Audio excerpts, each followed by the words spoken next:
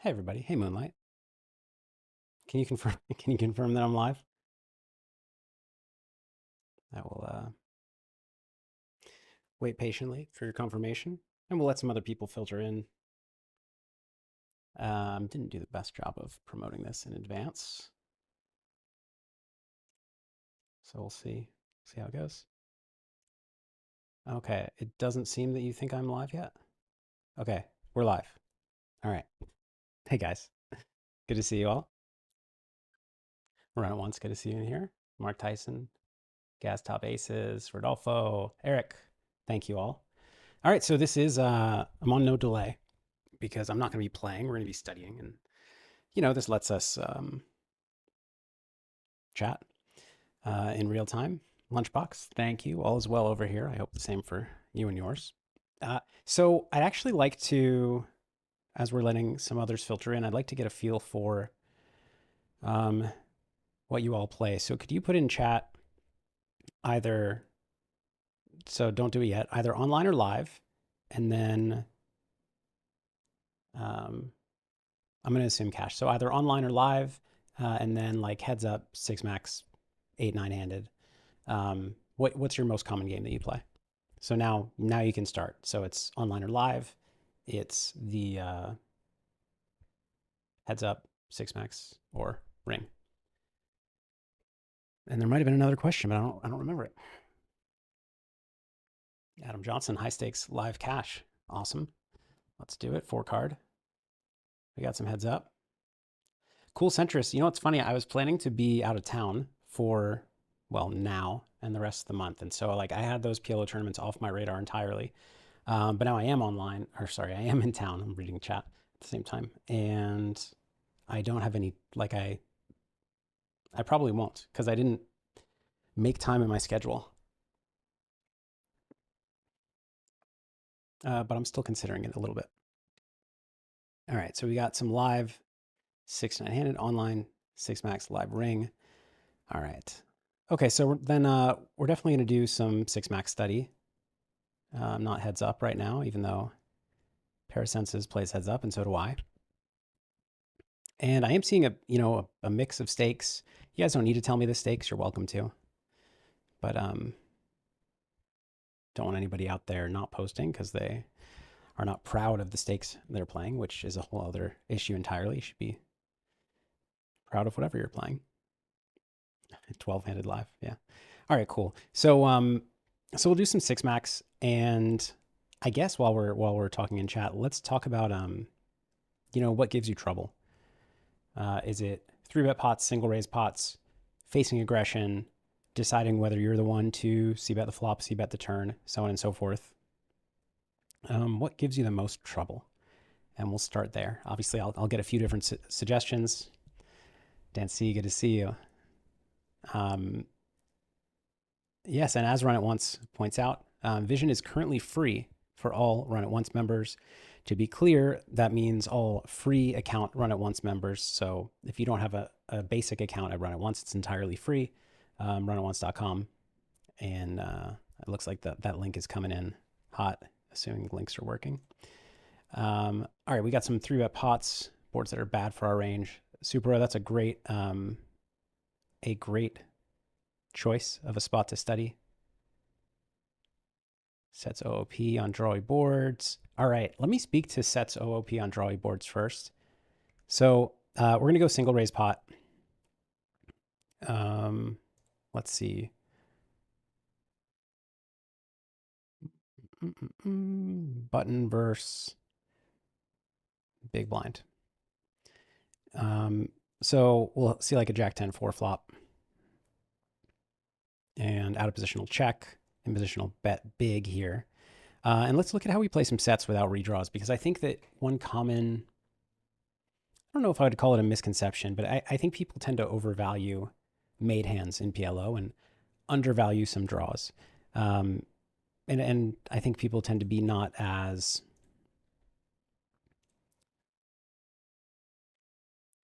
kind of run out aware as I would like them to be. So essentially just one general heuristic. If your hand is often going to be uncomfortable on the river, like there are not that many rivers where your hand's going to be excited to put in your full stack, then it's not that strong of a hand. So here you can see with sets, top set is mostly raising and the other sets are mostly calling. Even 10-10 here is mostly calling. So you can see 10-10 with a flush draw will be raising. 10-10, well, if it has a straight draw or without. With a straight draw, it'll be raising. But here, with no straight draw and just a flush blocker, not raising. Open-ender gut shot, it's raising. No draw, it's essentially not raising. So here we're going to see hands like, you know, here are a few at the top that are raising because they block top set or they have some backdoor draws or some other random stuff. But you can ignore these because basically 89% of these are not raising. Can I make these a little? Is that what I wanted to do? I'm actually a little rusty here. There, that's what I wanted to do. Not this. All right. Give that a moment. 3 of pots, turn IPCP. So yeah, like overall, this range of sets no draw is 89% just check calling. And that's with middle set, 10-10. So as you get down to the hands, like, yeah, some of these raise sometimes, but most of these hands are just calling. And I think people get in trouble because they raise 10-10 here and they get called and the turn is anything. The turn's an 8, only brings 2 straights, no flush. And now what do you do with 10-10, right? Now you're sitting here with ace, 10-10, deuce, and you're uncomfortable. You mostly check and you face a big bet. And what do? Or you give them the free card, right? And then they check back and then the heart comes or what have you. Also, like the jack can hit and you can be boat over boated. This is especially true in multi-way pots. But yeah, basically second set and bottom set, you need to be cautious because the reason you don't have to be as cautious about top set is because you can set over set people. You can have set versus 2 pair and fill up while they fill up to a worse full house. Those are 2 of the main reasons. Here you can see if we do check 10-10 on this turn, you can see the hand here, ace, 10-10 deuce. We actually mostly jam when we face that bet. Although a lot of the time, actually, it's with the flush draw. I don't know how often we have this without. We mostly have it with the flush draw if we check raise the flop because we don't check raise this kind of hand on the flop. But anyway, the way this plays out in practice is your opponents probably in a lot of the games that were listed too often have the straight here once they bet the turn, and this jam's just putting in money bad. Unless you have the flush draw as well, and then it's kind of whatever. But basically, play cautiously on the flop with bottom set and middle set. This is in a heads up button versus big blind spot at 100 big blinds. Now imagine instead it's early position, middle position, you call out of the big blind, you're 200 big blinds deep. This is like common live poker scenario. Now you need to play these sets super cautiously. So be very careful with weak sets on the flop. Mark Tyson says, I find check calling a ton on the flop and then just getting pounded on turn and river OOP when not putting in the aggression. It's like your hand's face up. I don't think your hand's face up, but I do think, yeah, you face some aggression. But the reason it, like, the fact that it gets so tough on turns and rivers with 10-10 or 4-4 on this board is evidence to the fact that it's not that strong of a hand. And I know that feels weird to say the second nuts is not that strong of a hand, but if you were to get stacks in on the flop with ace 10-10 deuce, no flush draw, you're probably not. I mean, it depends on the opponent, right? But you're not going to be crushing in equity. You're going to be up against top set, sometimes some weaker players that will have like dry top 2 or some other 2 pair that they shouldn't have for all the money. But against a strong player, you're going to be like, if they have just a dry made hand, you should be behind on average. And then if they have a combo draw, you're, ahead by a little bit, but they have some very strong combo hands that you're not pushing that much equity. Yeah, glad you like the new vision look. I'm excited about it too. Okay, so we talked about this. Yeah, some of you guys showed up and are chatting faster than I expected, which is awesome. Keep it up. But now I want to check out a different spot. Thank you for the suggestion for this one.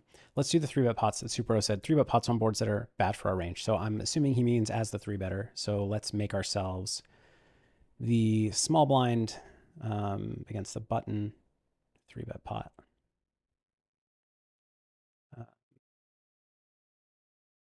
Let's go. Yeah. maybe let's go small blind versus, no, let's do small blind versus button. And a flop that is bad for our range. So one thing we could do is actually just pick, let's pick one where there will be a river just in case. So let's go 8-6 deuce, two-tone. You can see here, let's remove the hand filter. We're actually not being as passive as you might think. And that's because, we're going to have a lot of those, nut flush draw hands that are doing quite well in equity. As you can see, Run It Once posting some information on Vision, and there is a discount code that Run It Once just posted, Phil Stream, I believe. It's not two S's, for 1 month of Vision at half price. But anyway, yeah, so we do, the fact that we're betting this often means we're not doing that bad. So let me see if I could find a board on which we're doing worse. So let's find the boards we check the most. So this might surprise you to see that King 6-5 checks the most, or tied for the most. I would imagine the reason for that is because we're out king-kinged, we're out two-paired, because we kind of just have high cards going on. And the presence of a flush draw helps us, because when you 3-bet, you have a suited hand more often than your opponent. So I realize I'm jumping around a bit here, but one of the ways I like to check range advantages is I'll just look at how often you have certain hands. So, for example, just looking at how often we've flopped a flush draw as the 3-better, how often do we have 2 to 4 hearts? You can see down here, it's 32% of hands. So when we 3-bet, for reference, when you're dealt 4 random cards, you have a flopped flush draw. So like if you saw this flop and I dealt you 4 random cards, you'd have a flush draw about 20% of the time. But because we've 3-bet, we have a stronger range. So we're up to 32%, more single suited, more double suited hands, fewer rainbow hands, and even fewer single suited than random, I would think. And then the button is going to have more than 20% because they've VPIP'd, they've opened on the button, they've called a 3-bet. But if we take a look at how often they have a hard hand, it's 27%. So we have a 5% edge, or 5% is the wrong way to put it.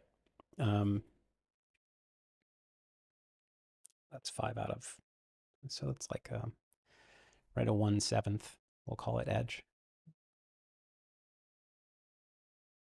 It's not huge. So I never should try to do math on the stream, but it's like, 13, 14% of the time, we have 13, 14% more hearts than they do. So that's why these, whoops, we're going to go back to out of position. That's why these rainbow boards, well, this specifically King 6-5 rainbow board is pretty bad for us. And we can look at that in a second. But it also looks like these boards, so 10-7-5, Jack 7-5, Queen 7-6, King 6-5. These, what I'm gathering from this is just like 8 through 5 are cards that, or we can call it even 8 and down. These are cards that are really good for the caller, not as good for the 3-better. And so not only, do we hit fewer 2 pairs, but it's just, the board is going to change a lot. When the flop is Jack 7-5, like there's going to be a straight or a flush on the turn very, very frequently. And when the board is very dynamic, when the board is going to change more often on the turn and the river, that's an advantage for the imposition player. And so we want to keep pots smaller until we can get potentially all in. And so one of the things you might see if we look at this Jack 7-5 board is a fair bit of check raising. So let's say we check, we face a half pot bet. We're going to see 19% raising. And if we compare that to other boards, I'm kind of wrong. I mean, these ace high boards, I wouldn't expect too many checks. So this might be kind of misleading to look at. But if we go to, yeah, we raise the most on these rainbow. So we're ripping in one pair like ace, ace 5, I would imagine. And we're actually not seeing as many check raises on the, like 10-7-5, 19%. What are the lowest check raise boards? The lowest check raise boards are rainbow boards Right. So I'm trying to gather what's bad for our range, and then I want to dive more deeply into one of these spots. I think we can consider any of these bad for our range. Let's go with one that I think 10-7-5 is a good one.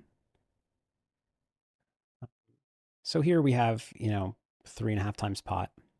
We're mostly checking 60% check. We're betting half pot, 50% in pot, 11%. This is vision strategy.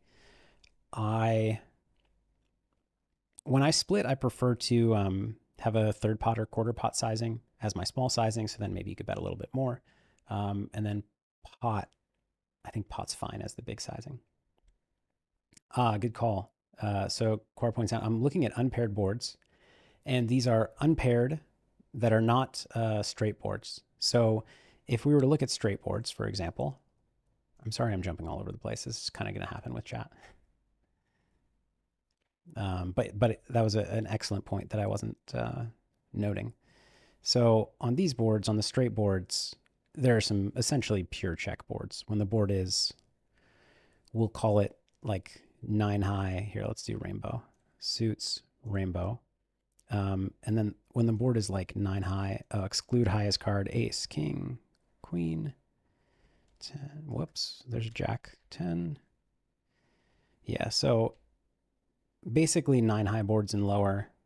Well, let's make it 8 high boards and lower. 8 high boards and lower, I would just check my full range, probably 9 as well. Let's see if we exclude 10. 10 is a little different. So 9 high boards and lower, I would check my full range out of position. I always am looking to simplify strategies. For those of you who have watched my training videos or courses or have heard me on here before, I'm a huge, huge advocate of simplifying strategies wherever you can. Not only so that you can execute better, like execute the strategy that you're trying to employ better, but so that you have the mental bandwidth to do everything else that goes on in game, which there is a lot of. Cool. So I guess now we're on legit boards that are bad for us. Let's pick one that's not quite this obvious. So let's do suited boards, and let's do one like 9-8-5. So this board, we're doing a fair bit of checking, but we're not only checking. I might, let me just see how often in position is betting. Pretty often. Even something like this, where it's 65-35, and I can say here that like 9 high boards, even suited, I'm mostly check. I might just want to simplify and just say 9 high board or lower. I'm just going to check my pure my full range if it's a 9 high board with straight present. Now the reason 9-8 is so much better than these other ones is that we have the queen jack 10, like we have a lot of queen jack 10 9 type stuff. Whereas if this were 9-6-5, now we don't have those open enders very often. We don't have those high equity draws nearly as often. So how do we want to play this spot? I think that we could go back and forth over which hands should bet and which hands should check, but we could do that for a while and I think not get too far. And you all have vision free for a day, so you can look at what those are. But I want to see what happens when we face a bet, because here's where it gets pretty uncomfortable. So the first thing that you want to note, the first thing you want to note here is that we're folding 42% when our opponent's betting half pot. Now 1 minus alpha, a minimum defense frequency, would dictate that we're supposed to call, or we're supposed to only fold 33% of the time. You can see that we're overfolding compared to that. That's because we're out of position and the board is unfavorable to us. And on some boards that are even rougher than this, that number is going to go up. So you can overfold. Keep that in mind. I'm trying to think of how I want to look at this. I want to actually look by draws and see how this looks. So we're raising a lot of combo stuff. You can see flush draw and straight draw. This is not accounting for whether or not we have pairs. This is just draws, not made hands. And we can look at made hands as well. And we can kind of dig deeper. So if, for example, we go here flush draw with no straight draw, half of them are raising, half are calling. And if we dig in further, we can see nut flush draw is more likely to raise and slowly decreases by by category, but if we click in even further, now we can see the made hands. And so if you have a nut flush draw plus a set, you're check calling. That's not going to happen too often, especially on this board. But if you have one pair with a nut flush draw, you're very often check raising. And with no pair, you're always check calling. So, you know, the first thing I could take away is that one pair plus nut flush draw is mostly a check raise. And you can see what's going to happen, I think, is the board pairs are going to do better than these pocket pairs. So these are mostly pocket pairs. Let's just scroll down to the raises. Here we see an 8. Here we see a 7 blocker, but we've seen that before. Here's a 5, 5. I mean, it has aces as well. Not as much consistency as I expected to see, but yeah, it's kind of just like additional equity. The more equity, the better. For putting more money in, which is generally a good rule. Thank you, Moonlight, for helping spread the word. Drop a thumbs up on the stream to help Phil get the word out. Thank you. Okay, so I guess that I'm making a lot of assumptions about what you want to see, but for me, I'm not so concerned with what can check jam because that kind of ends the hand. I'm a little more concerned with like playing this through till the river. So I want to see, do we have this board? Yeah, we do. So there's going to be rivers here. I'm just going to reload it just in case. I think it would have played out anyway. So we check call. And first, let's see what happens on a really bad turn, like a 6. Checking full range, which makes sense. Our opponent's doing a lot of half potting, even though the SPR is, 1.5, a little over 1.5, and that's because half potting is going to put a lot of our hands in a very tough spot. So, whereas pot is going to make things kind of make our life easy, and you won't get to pot as many hands. So here you can see to half pot. Interestingly, we're only folding 31%. So this is actually the opposite effect of what we saw on the flop. We're folding just under minimum defense, and that's because our draw's out, and we've already overfolded the flop. So a lot of times what you'll see in a lot of situations, but especially 3-bet pots where there are bigger range imbalances, is oftentimes against a flop bet, somebody is going to overfold, and then by the turn, ranges are kind of evened out, and that no longer happens. Obviously, it depends on the turn card, but so here, how are we going to play? Let's just practice this spot. So we're heading into practice mode. We've check called, and now we have this hand. This actually seems like a tough hand. I think we have to fold. There's a feature where you can see one of the hands they could have had. I think you can keep seeing. Anyway, new hand. Let's test ourselves out. So here with the straight, I mean, I think oftentimes we just want to end the hand. And Alex asks a good question, which I just want to take a mental note of while I continue here. I would think we might just want to end the hand, but also we do have some like coverage on board pairs and hearts. Not that we would turn this hand into a bluff on a heart, but we might on a board pair.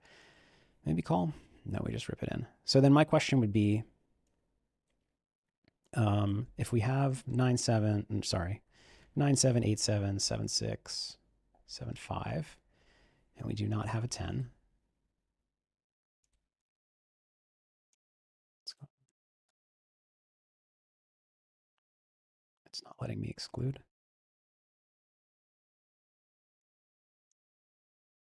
There we go. Nope. Since we did the, okay, so we don't have a 10, and we have no flush draw. How do you want to play these dry straights?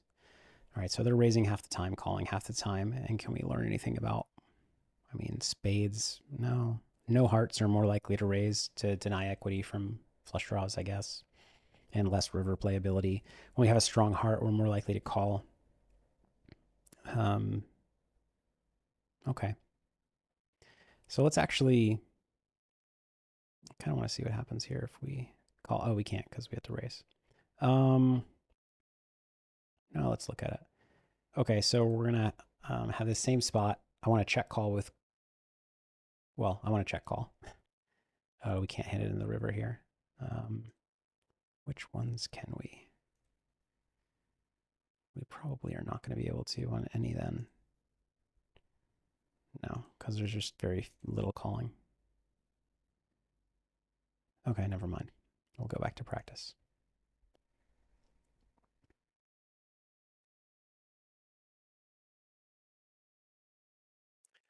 Thank you, Matthias. Pick turn card that is highlighted to select rivers. Okay, so let's do.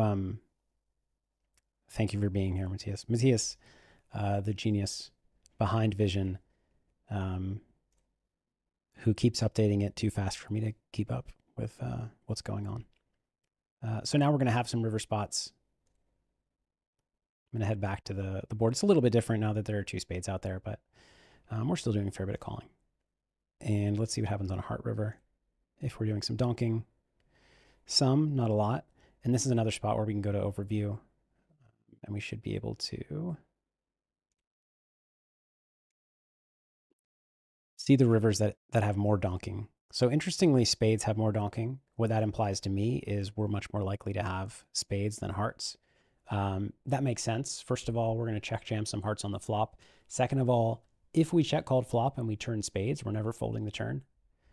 So we go from having, let's say, 30-ish% spades to like, I don't know, we probably have a flush like 50% of the time, 40 something. So if we sort by donks, it is spades that we do the most leading on. Sevens. Sevens are interesting. Even an offsuit seven, we do a bit. And so let's take a look at how often we have hearts versus spades. So we have hearts. Okay. Did I do something wrong here, Matthias? Heart, heart doesn't seem right at 1%. Let's see spades.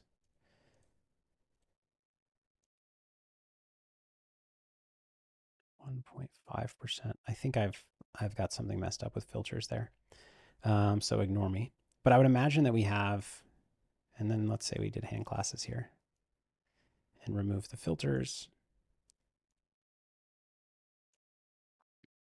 Okay, with hand classes on the heart, we have a flush 36% of the time. And on the spade, we have a flush. I don't know. That was how often we bet it. Excuse me, guys. I'm going too fast for myself. Okay, so on the spade, we do have a flush half the time, which is kind of what I said 40 to, I said 50. I corrected myself to 40. So actually I was right the first time and wrong when I corrected myself. And then on a heart, it's 31%. So yeah, we have a lot more spade hands than heart hands. So the reason that happens, and this gets to Alexander's question. So in her recent videos, there was a hand when she said, I people have a flush here 20% of the time. Curious how you get the probability for different hands and types of ranges. So this is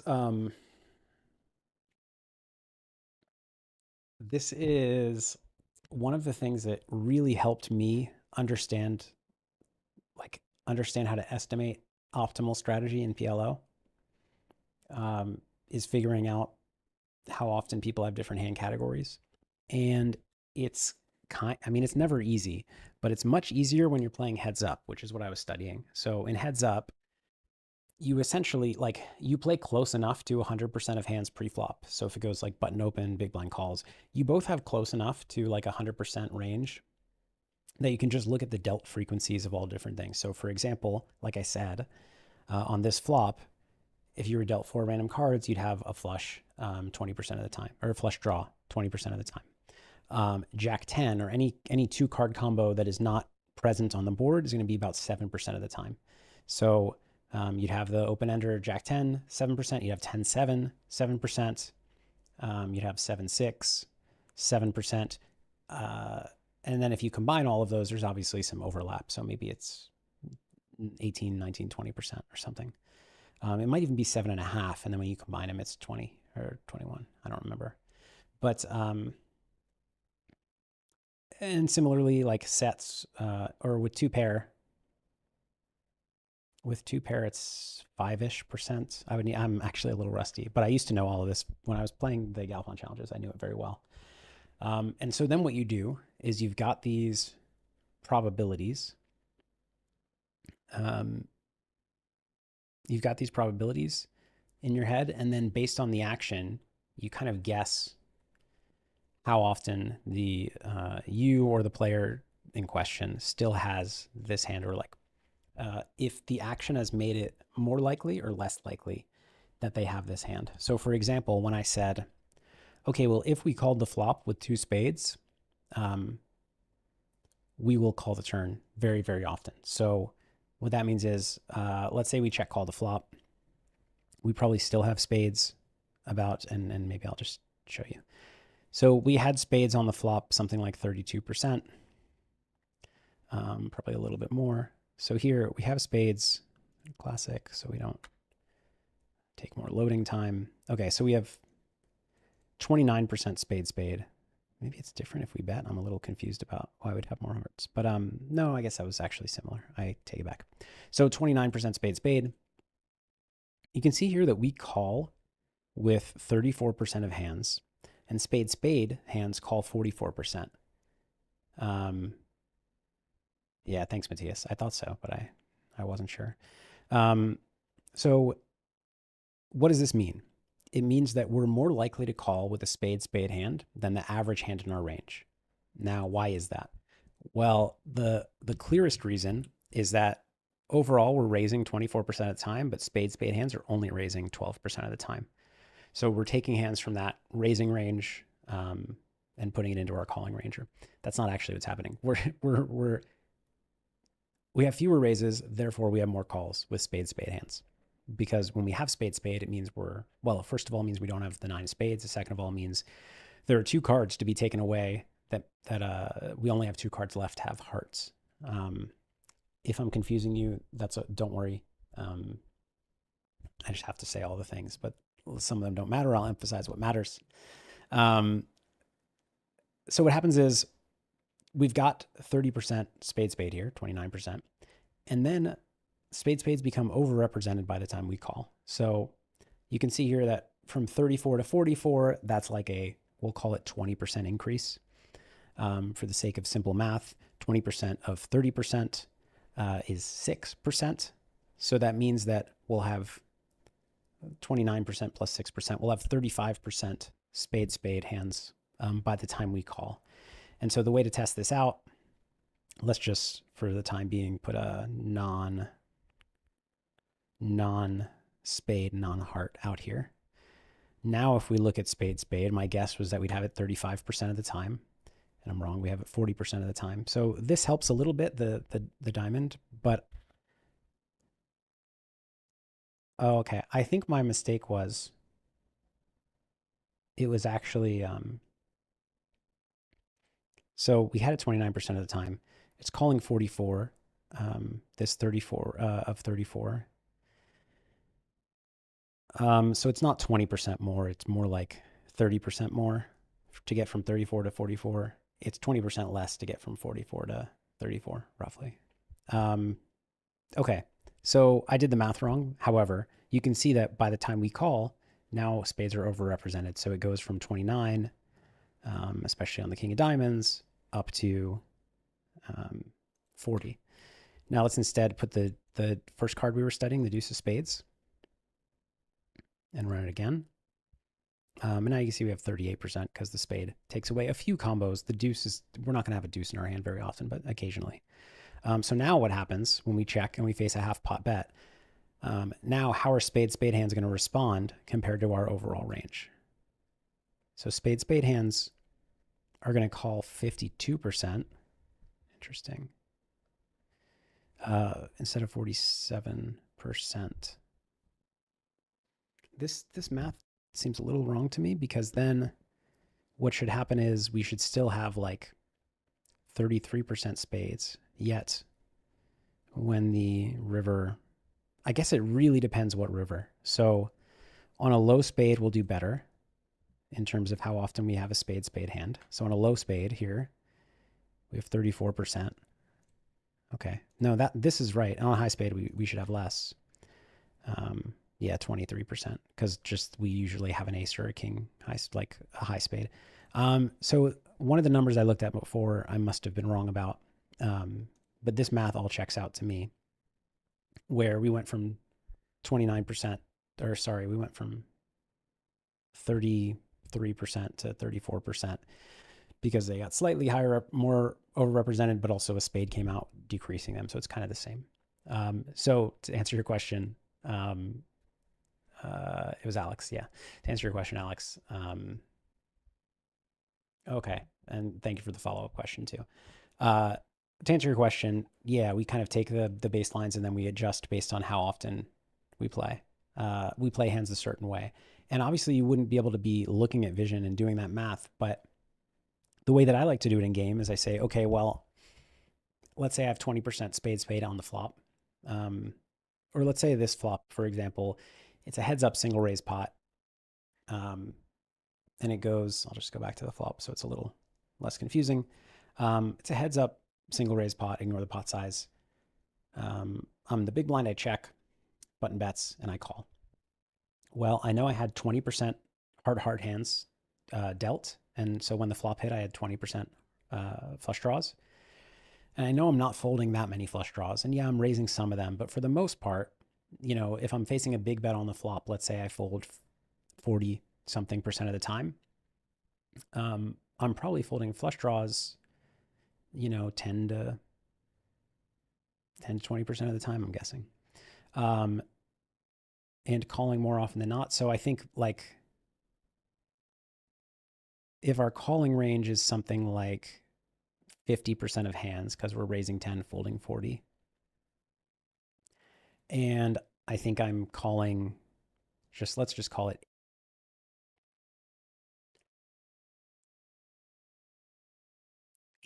75% of my flush draws, then I'm going to have 1.5 times as many flush draws on the turn because that's basically 75 divided by 25. So 75 being the part of the smaller range that takes the action, and 50 being the overall range, how often the overall range takes the action.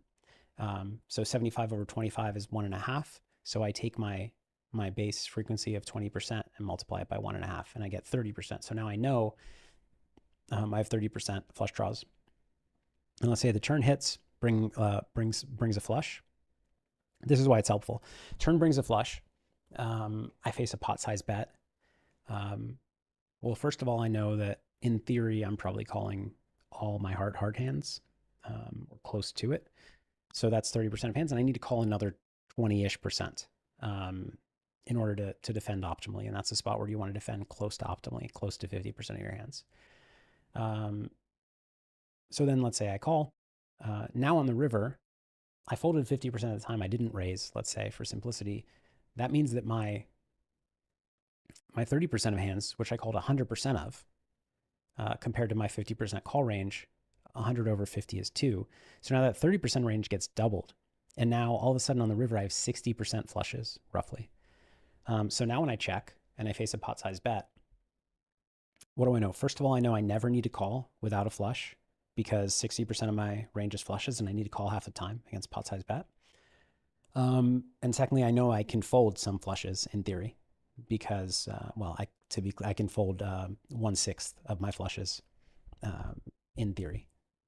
So hopefully that gives you some idea. And to your next question, Alex, where do you get the baseline delt probabilities? So you can actually figure them out like in a spreadsheet or in your mind, because it's kind of like having outs. So let's say, for example, I wanted to see how often I had a 9 on this flop. Well, I got dealt 4 cards and I had 3 outs each time to hit a 9. So that's basically 6% each time. So it would be 24, but since there can be some, well, I guess that's sometimes, but so like 22% of the time or something, I have a 9, at least a 9. Now with hard hands, it gets a little bit tougher, but it's basically I forget the math. You can figure it out in a spreadsheet or yes, in Vision. And it's just easier in Vision to figure it out because you can just go, I'm going to go to heads up just because I'm talking about it so much anyway. Let's pull up the same, well, similar flop. Actually, let's go with 964. This is good. Yeah, this is actually a good one. So check, bet. And so before any action is taken, I can see that I have a flush draw 21% of the time. Close. Again, you do not need to get precise here, especially when you're applying this in game, which you shouldn't do right away. It takes like loads of practice. By the way, I'm going to finish explaining this dense concept, and then we'll get into some more like practice hands and talk strategy less than really nerd out this hard. The other thing we can figure out is, how often we have the straight draws. So I said, so now let's ignore whether or not we have a flush draw. How often we have 7-8? I said something 7 or 7.5% of the time, I think. 7.2, and then similarly 7.5 will be similar. So then, so if we assume they're each 7%, these are all the open enders on this board. We're going to have one of them 18% of the time. So like I said, I think it's a little smaller because 5-3 is a little bit underrepresented because we fold some 3x hands in the big blind, or more 3x hands than other hands. But basically you go from like 777 to like, call it 19%, I think is usual. So yeah, you just can figure out the base of anything, or sorry, like the default of anything. So 6-6, for example, it's going to be 1.8%. This is usually going to be 1.5%, but that means the reason it's 1.8 is because 6-6 calls more, like 6-6 shows up in our big blind defend range more often than it shows up in our delt range. And that's because we don't 3-bet it very often. We call it reasonably often. Whereas if you look at a hand like king, so let's do it this way. 7-7 then, no set, should be like usually, is it 3.5? 4%, is that right? I think 3.5. So again, slightly overrepresented, whereas now king, which is the same delt frequency as 7-7, but it gets 3-bet more often, is only 1.8%. So yeah, that's how I would start. I'm going to check out chat before we stop like this level of nerding out and not seeing hands, because I'm sure it's boring. No heads-up matches on the horizon, unfortunately. Jungle Man and I are not finished, but I don't know when we will finish. Jack asks if, it says, interesting that you think in terms of hand category probabilities, these turn into equity graphs inside your head. No, well, certainly not graphs, but I guess I get equity vibes. But for me, it's much more about the hand categories so that I know where I'm at in my range. So another way this is useful is, let's say, 100 big blind, 4 card 6 max. And we do like a 3-way to the flop of 10-9-5. So this is under the gun, button, and big blind. You can actually get slightly tighter ranges. No, that's as tight as it gets. So now we're probably going to see an under the gun range that has heart like in the high 20s. I'm not very good at 6 max ranges, but high 20s, button low to mid 20s, big blind low to mid 20s. So somebody probably has a flush draw something like 60% of the time. And actually, let me just do a mono flop, so that'll be easier. So on this mono flop, what I'm assuming is, based on my quick math, somebody probably has a flush, something in the neighborhood of 60% of the time that one of them has a flush. And I know that I said that like they have more suited hands when they have V-pipped, but because of the overlap, it could be two people having a flush, so on and so forth. So first, let's look at the big blind. I said, low to mid, so like 22 to 24%, I thought. um, 22. And then if they check under the gun, I think I said 25 to 30, 26. And then if they check, I think I said 22 to 25 again, it's 25. So, and then when you add those all up, well, if you add those all up, it's 72 or something, 73. But probably with overlap, it's 60 or low 60s. So what does that mean? Well, it means if you are playing live or you're playing a loose online game and four people see the flop, somebody's going to have a flush here 60% of the time. Somebody, and you don't have a flush, let's say. Somebody's going to have a flush 60% of the time or more. And when five people see the flop and you don't have the flush, one of the other four is going to have it closer to what, 75, 80% of the time. I'm not sure.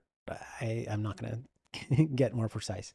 But basically, I think there are spots in live poker where people like over way underestimate how often a flush is out there, I guess I would say. And similarly, if the flop is this like 8-6-2 with a flush draw, it's going to be similar. Somebody has a flush draw like 60, 65%.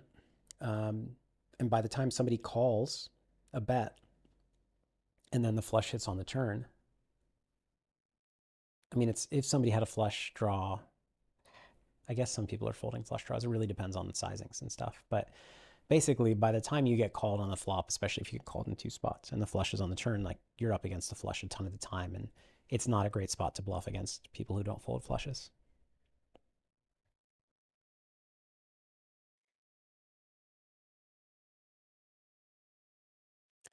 Matthias handling the technical questions. Subaru asks if I've seen the Barry versus Sanita match. Barry down 1 million so far. A friend just told me about the match. He asked me my opinion last week, and I think Barry was down 900K at the time. And I said that I would have bet on Barry if, but like I haven't followed the match. No. Benny V's recent stream matches have been great too. I actually didn't know that he was streaming, so that's awesome. I'd love to watch that. Victor asks, how would I exploit someone who opens wide and only four bets ace ace? Generally, I would just three bet them a little bit wider, but not like with hands that I wouldn't play. So I would take hands that might otherwise be calling and three bet to isolate their wider range. And I would especially do it with more high card hands and like king hands that are happy to fold to the four bet, knowing that your opponent has ace ace. So that's the way to capitalize on it. But don't take it so far as to start three betting hands that you wouldn't even play, because that's just putting in money bad. All right, so let's get into screw it. Let's get into streak. That's the most fun.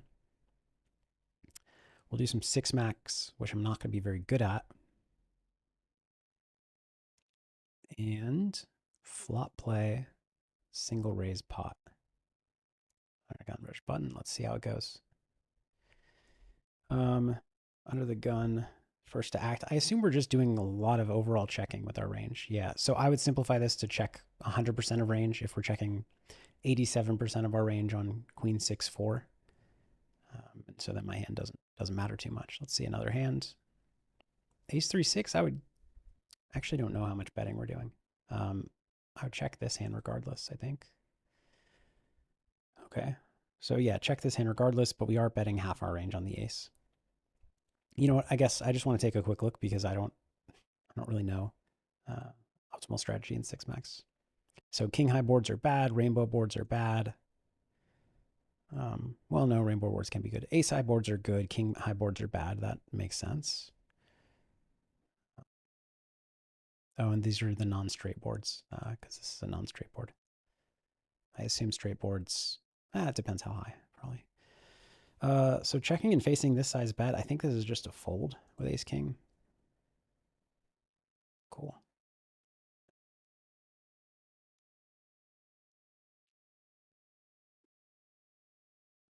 Very weird board. This hand's probably mixed.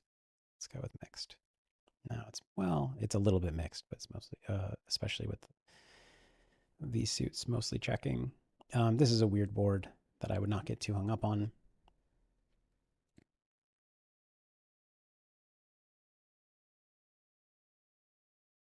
mean, this seems like a pretty good betting hand. I don't know how much we want to bet on this board, but I would bet this hand if I have some bets. Yeah, so we're mostly checking 77%, but this hand bets half the time. And actually, with nine high backdoor spades, not that it's a big difference, bets 75% of the time. If you have some questions about vision specifically, ask in the chat. And Matthias is doing an amazing job, as well as Run It Once here in the chat, of answering them much better than that I could. Matthias points out 15% mix needed to be correct. I was at 14%, so I was close. I was close with the mix. Thank you. Probably betting this hand. Makes a really good betting hand. Blocking second pair, a really good like barrel off hand. And I knew from before that ace 10 X rainbow, this was a board that we bet a lot. So it makes sense that this hand would keep betting. And on a lot of turns, like if I turn any equity, I'm likely to keep betting. And this is like a pretty good barrel off hand, having the 10, unblocking king, queen, jack. Let's say the board runs bricks off more like 6 and then 3. This makes a very good bet, I think. Okay, 10, 9, 6, we check. This seems like a raising hand, right? It's so good. Yeah. Generally, you just want to put in money with high equity hands. And I know that sounds simple. It's because it is. But an issue that a lot of people have is they think like, well, no, my raising range should be the straight here, or like a bluff. I should have the straight or a bluff, because if I check raise and the money goes all in, like I don't want to have the like I want to have the nuts where I want to have a huge draw to call the 3-bet. But you also just want to have board coverage, and you want to have really high equity hands like this that not only can get money in good on the flop, but they can connect with turns and so on and so forth. And some people think, so here's the misconception that happens. People think, okay, well, I want to have board coverage in my check call range for when the board pairs, or when the 7 hits, or the queen hits on the turn. So I want to call this hand because it can comfortably call the turn as well, no matter what the turn is. And I have some great board coverage. You don't need board coverage on this board from Jack 9, 9, 8. You can get your board coverage from a different Jack 8 combo, from like Ace Queen Jack 8, which actually probably raises too. From King King Jack 8, you can get your board coverage from Ace King 9, 9. So like you can get your board coverage in other ways, but when you have all 4 cards working for you, giving you a ton of equity against semi bluffs, against value hands, yeah, you just want to be putting money in. So you need, and I talked about this in my PLO course. This is PLO, which I once can link to or mention. But you want to have 2 card combos in every range. So I want to have Jack 8 in my check call range and my check raise range, and I want to have 9, 9 in my check call range and my check raise range. But you don't need 4 card combos in each range. As you can see here, we never need Jack 9, 9, 8 in our check call range. And in Hold'em, I mean, it's not always the case, but in Hold'em, we want to have like draw combos in every range in a lot of spots. But that's because you only get 2 cards. You do want those 2 card combos in every range in PLO, but you don't need the 4 cards. All right. This seems like a clear call.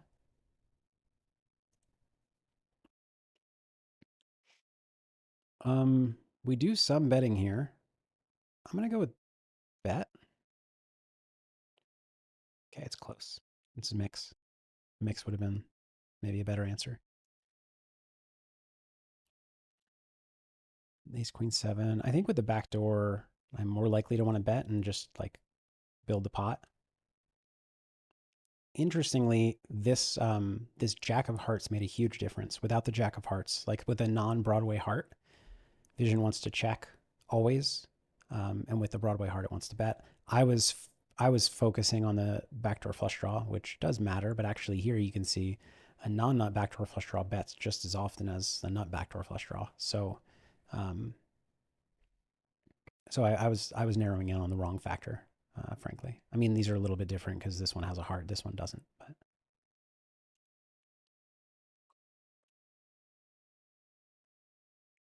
we bet and get raised. We have top set. I don't know if we're ever slow playing this. We might. We might, but I'm just going to raise. Okay, no, we don't. It looks like There are some slow plays, probably with like ace five, eight, eight, or something. Let's see. No, it's just kind of random which ace king eight eights. I mean, I'm sure it's not random, but you know, oh, these are all ace king eight eight combos. That's why. But yeah, okay. So it does slow play a hand like this with a backdoor flush draw sometimes. I assume we can check range and get pretty close to optimal. Yeah. So I'm going to check full range in this spot. King high board is bad for us. The fours, not so great. We also have the ace ace advantage, and ace ace is a hand that wants to get one or two streets, not three streets. And so checking makes a lot of sense on this board.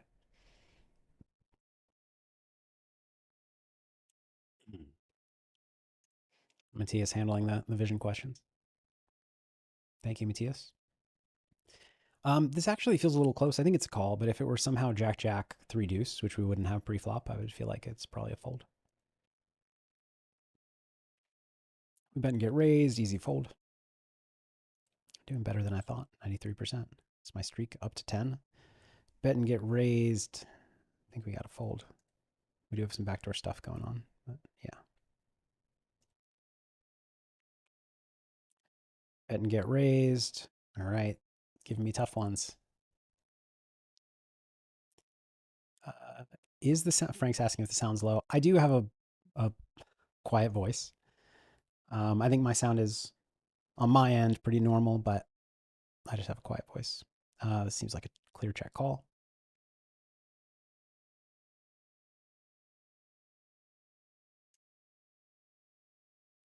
And our streak is up to 13. Here we bet and get raised. We have a huge hand. I actually think I just want to, a huge draw. I want to put this in and fold out a one pair hand. It looks like I'm dead wrong. My thought was like my equity's fine against everything. And if my opponent is bluffing with like a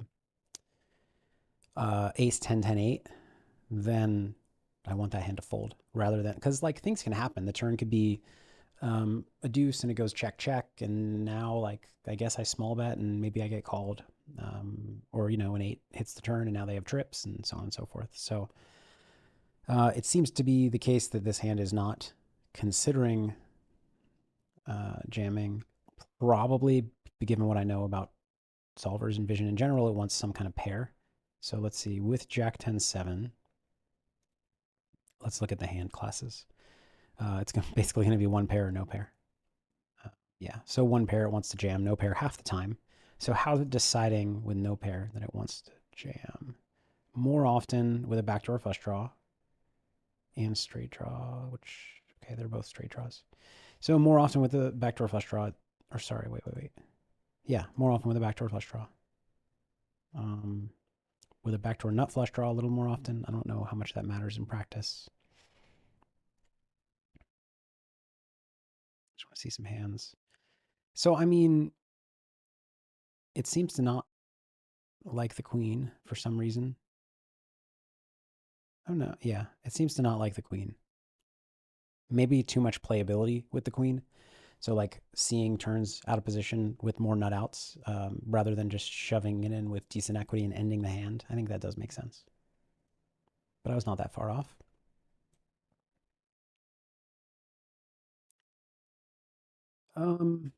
If I'm betting, this is a reasonable betting hand. It's also a reasonable check call. Okay, mostly bet. Adam asks if Vision has heads up turns and rivers solved. It does not have every turn and river, but it has a lot of heads up turn and rivers solved. Or I mean, it has all the turns. I'll let you know what I'll let Matthias answer more carefully. I don't want to say a lot. Depends what you consider a lot.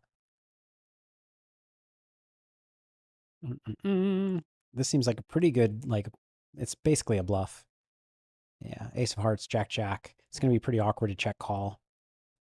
And so that is a thing that um, hands that are like have some stuff going on but are pretty awkward check calls. I find that most often those end up being bets.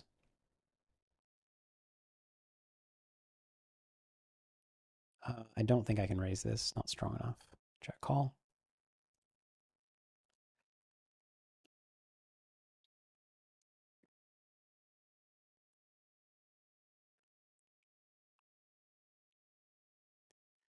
Next one I miss, we'll switch to a different spot. We are up to 7. See if we could beat my streak of 13. This one, I don't know. I'm going to go with bet. Ew, this is a close one. Category was right. This combo didn't really like it as much. Oh, this is a fold, but I like the flop bet. This is a good example. Oh, wow. Hold on, hold on. So this is really interesting. I guess it makes sense. I want to study this spot, but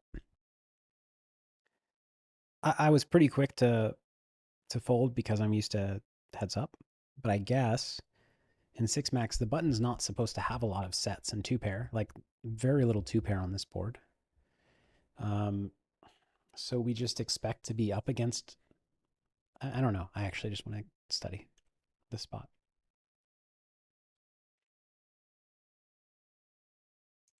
So I just want to see the button's raising range, basically. So if it raises and we were to re-raise in theory, this is how we would see the button's range. So let's just go hand classes and go by percents. Okay. So we are up against this. So when the button raises the flop, we're up against a set 18% of the time. 2 pair 10%. 1 pair 57%. No pair 14%. So we have the best hand in air quotes. We have the best made hand, let's say, 61% of the time. So it does feel weird to fold when your hand is best, 61%. Against 2 pair, your equity is not terrible. I want to see what kind of 2 pair hands these are. Yeah, I mean, it doesn't really matter if it has a draw or not. So let's go with like no draw. It still is raising 7-4. Some 7-4 at least. A lot of yeah. I guess no draw. It's not raising as often as with some kind of draw, but we're still against 2 pair and a flush draw. We're in pretty bad shape, but it's not the end of the world. Against a set, we're kind of screwed, but we do block top set with our 7. It is gonna. Oh, that's why it's okay. So in position is going to be raising. Well, when it raises, it's going to have sets 18% of the time, but 13 of those 18 are top set. And so when we block one of the 7s, we cut that in half or more. 1, 2. No, we cut it by 1/3 or by 2/3 to 1/3 because he could previously have, heart club, heart diamond, club diamond. And when we have, let's say, the club, it can only be heart diamond. So that goes from 18% to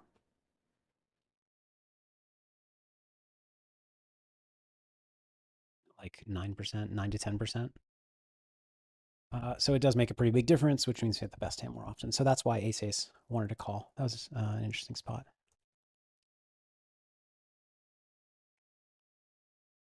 I'm going to go back to streak. So let's do, I guess, under the gun versus big blind. So big blind's donking. I don't think we fold king, king, deuce, deuce here, but it's kind of interesting to see what kind of hands are donking. All makes sense. It makes sense that, there would be some donks on this board that's decent for out of position.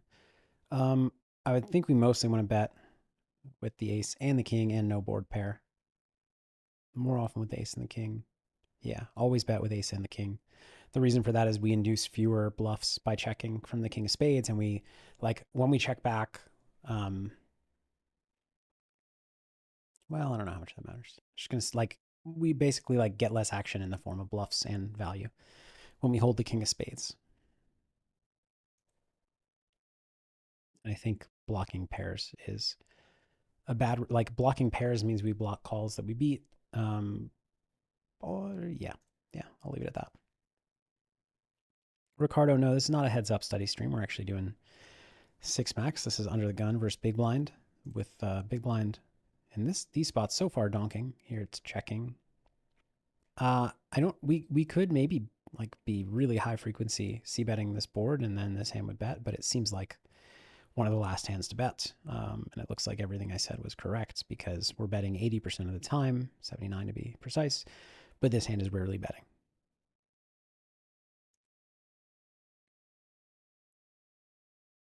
We bet and get check raise. It's going to be easy.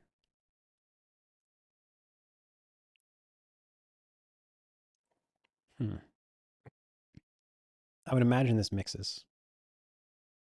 I'm dead wrong. Okay, ace, ace, king, king, always betting. I guess with the double pair, it's always betting. Ace, ace is mixing, but having the double pair just makes it so strong against a check raise. Okay, fail by me. And I guess I would say something similar here, that like having the extra equity makes you more likely to bet, but I am wrong. Well, it does make you more likely to bet, but just tens is too weak. Ooh, I think two backdoor flush draws I'm calling. Yeah. One backdoor flush draw we're mostly folding, so I was right to be. Well, I was right that it was close. Call.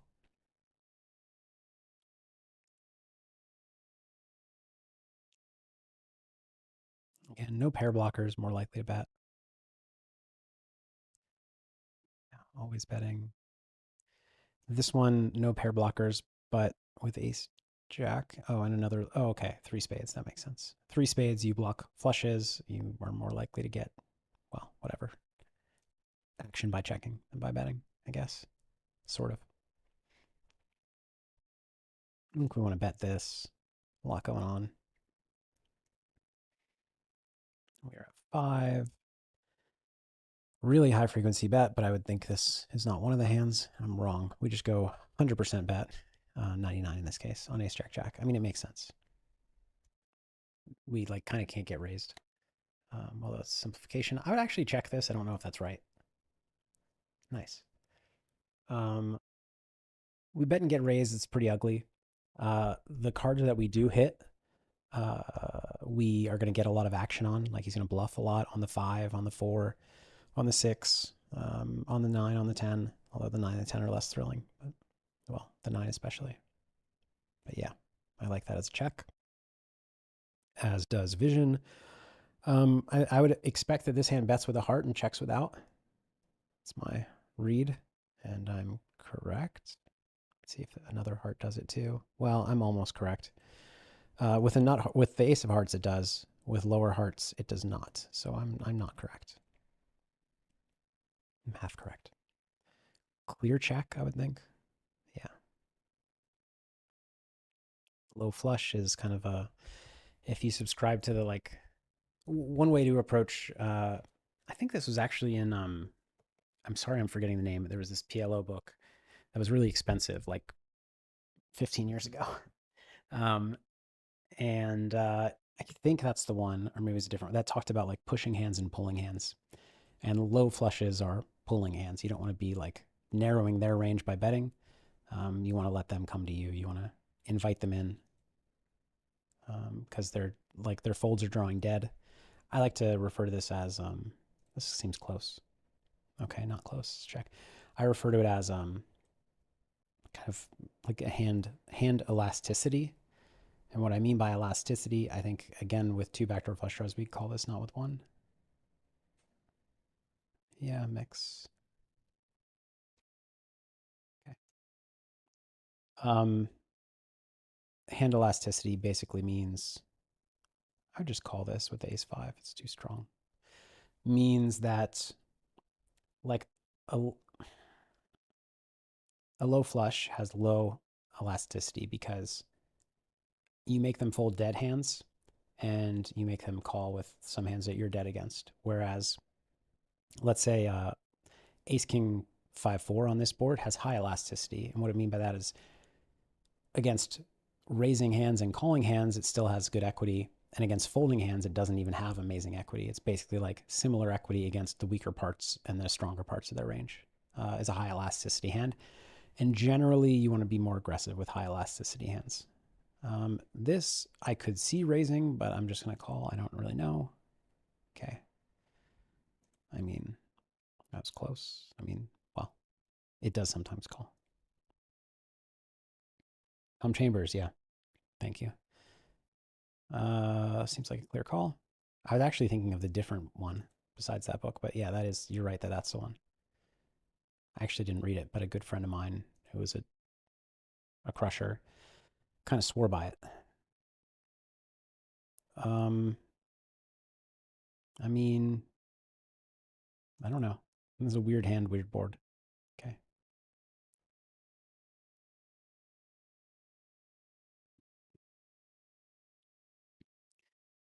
Oh, this was 100% C-bet. Ricardo asks, when's the last time I played PLO live?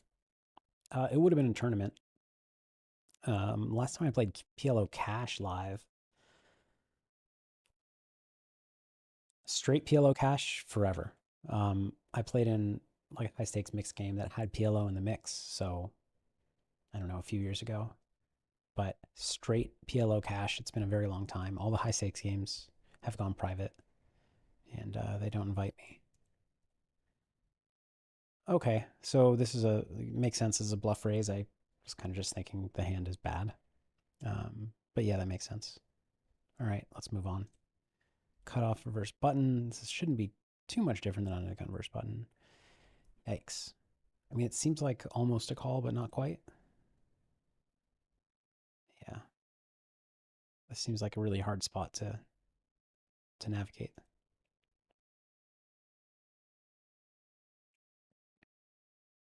Let's check. We block everything. Um, okay, it says whenever you get check raise, you should click on the opponent's hand, see what they show up with.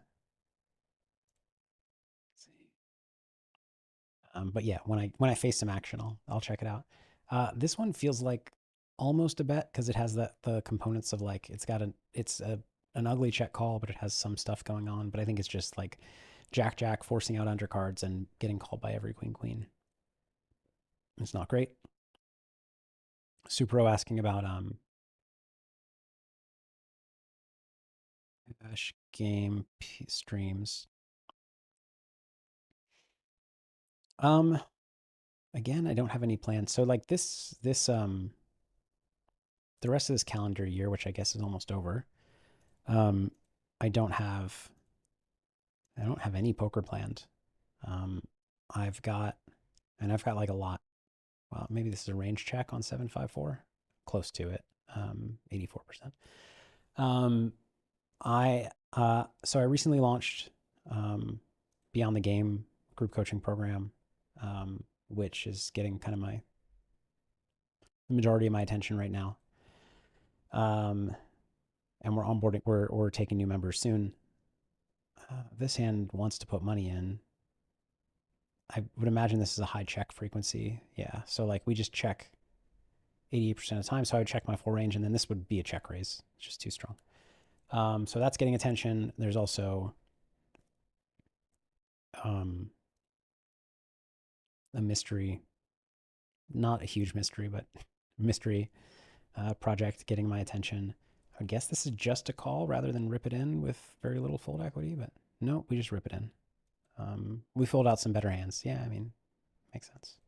If we had the ace queen of hearts, we would call. Otherwise, we rip it in. So I just have, yeah, I basically have a lot on my plate coming up. No poker planned. This one, gonna bet. Looks like a mix.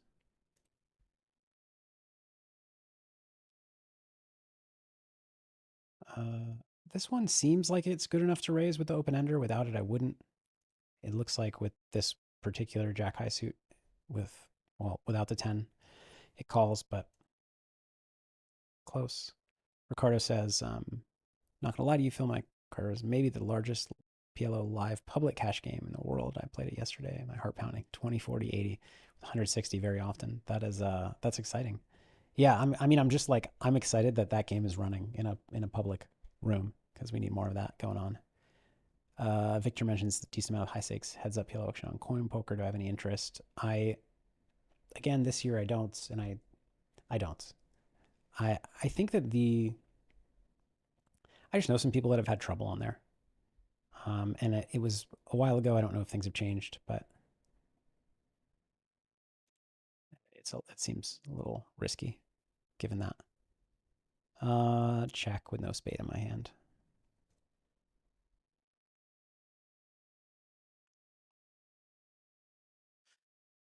Um, let's bet with a heart. It might be, yeah, okay. We just range check essentially. And 8 5 6. We've checked. We fold. Everybody wondering where that room is, Ricardo. I think we probably call this blocking the ace. I expect to never get raised in this spot. Okay, we fold. What did he have? I knew it. See, I knew it. I was right, Vision. They never have it here. What do they have? Okay, a 7. Yeah, but we're gonna win. We're gonna win the pot against a 7. Okay, ace 7. Tougher to win the pot against ace 7. Ace 8, we can win the pot against. I don't know. I feel like I can take it down against a lot of these hands. Raise. Nut flush draw, I would call. I think this is close fold. Not close fold. Okay. Wow, and the nut flush draw is mostly folding. So I need to get a lot tighter in this spot, clearly. Okay.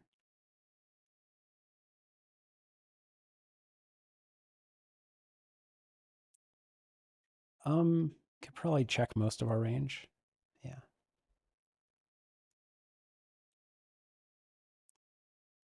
My opinion on Phenom Poker, I don't even know what that is. Could you tell me about it? Um, I mean, I think we probably check close to range here. Yeah.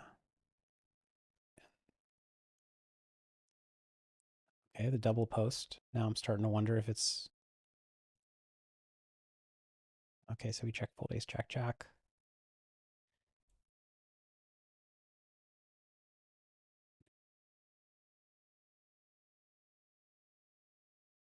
Check range or close. Mm. So like these are spots where like yeah we bet 28% of the time. I would check my range again just as a default strategy. It's so much easier to play. First of all, just easier to execute. I'm gonna go to board overview actually. Board filter. These are all paired boards, so we already have it. So like let's do it this way. So exclude ace, king, queen. 10. We can keep the 10 in actually. We can keep the jack in. Basically just exclude an ace. If we exclude an ace, I guess we have some of these 10-10 boards where it's, I don't know why we're so eager to bet 10-10, but not these other spots. But I don't know. I'd probably just check range on all of these paired boards without an ace in the cutoff first button spot. And it just allows me to have my, like, I know my range. I know I'm not going to screw up. I think, so I mentioned being able to execute your strategy is important for like an important reason to simplify. Also, having the mental bandwidth because you're able to execute your strategy without much thought to figure out other things in game is really impactful. And the third reason is you won't screw up your ranges. So I've played against a lot of opponents, even good ones, who study these spots and like they study these spots where it's 20% bet, and they end up. I mean, it's hard to generalize, but let's say in this spot, they end up like never betting ace ace and always betting like always betting some air air-ish hands that have backdoor draws. So like 10 9 7 6.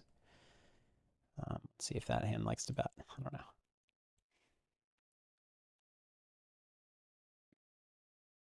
Yeah. So like that hand likes to bet well with hearts actually, not as much without.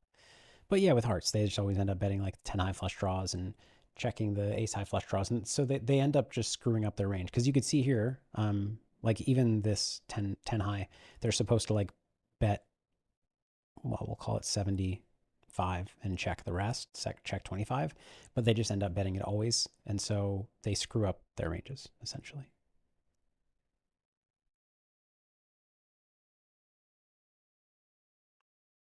Check fold. There we go. There we go. Trying to get up to 81%. Fold. Cool. And check whatever. Pensei, welcome. Hope I'm pronouncing that correctly. All right, here we check. Easy fold. We're going to get up to 81%. There we go. All right, I'll play it till this streak dies and maybe move on past the flop. So this hand's not going to fold. I don't know. I'm going to go rip it in. Yeah. So what I was thinking about here is the Queen Jack 10-7 hand that didn't rip, and it was a different board. But this is a hand that like has good equity against anything. Not a ton of playability because even when we call and the turn is a 10 or a 9, we have the second or third nuts, and now we're out of position. We have the two backdoor flush draws which helps us get it in with decent equity. Whereas here with 0 flush draws, it's less likely to rip, but still very likely. And then I would imagine if we instead made this ace queen 10-9, instead of 65% raises, it's down to 44%. Because that has more nut, like basically, I wouldn't call it, I mean, it is more nut equity, but it's basically more turn playability is what I would refer to it as. Ricardo, 81% was just what I had in the other spot. That was the entire significance. Here we'll just check full range.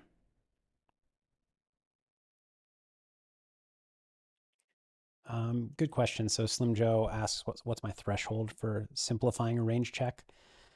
It really depends. So it depends how many boards I can kind of bucket together into this strategy. So you saw in the paired board situation, like 10-10-6 in that spot. So let's again go to, well, I don't want to do it because I'll get out of streak. But 10-10-6 or 10-10-7 was actually betting 40%. But I still simplified in like basically paired boards that do not have an ace. I'm just going to check my full range because overall they checked like, what was it, 80+%. And I just don't think there's much EV difference there, frankly. And I think that, yeah, people get so caught up in the right solver play. And I think it's missing the point. And so even when it's, 40% bet, 60% check, a lot of those hands mix bet and check, which means by definition, they're similar in EV. And so if most hands are similar in EV, then checking your full range is not going to lose much EV. Now, if there's a spot where certain types of hands heavily favor one action, which is like a lot of boards, that's the case. Like you want to be putting in money with, this category of hands and checking this category of hands, and they're like vision has very different preferences for what it wants to do with different hands. Then it matters more to have a betting range and kind of impose your EV, push your EV there, I guess I would say. But I don't have a clear threshold. It has to like it has to make sense as like a cohesive strategy that I can simplify in my mind to just like, okay, paired boards, no ace, I'm checking. And there's the simple strategy. Because if it's like, if I were to look at them one board at a time, and then I say, if I just looked at 10-10-6 and it was 40% bet, then I'd be like, okay, I'm mixing bet and check if this is the only board that I'm thinking about.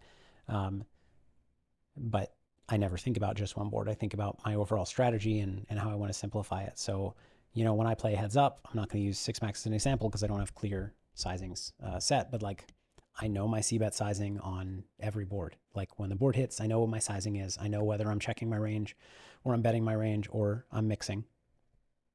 And yeah, it just gets like, simple. I was going to use examples, but it doesn't matter.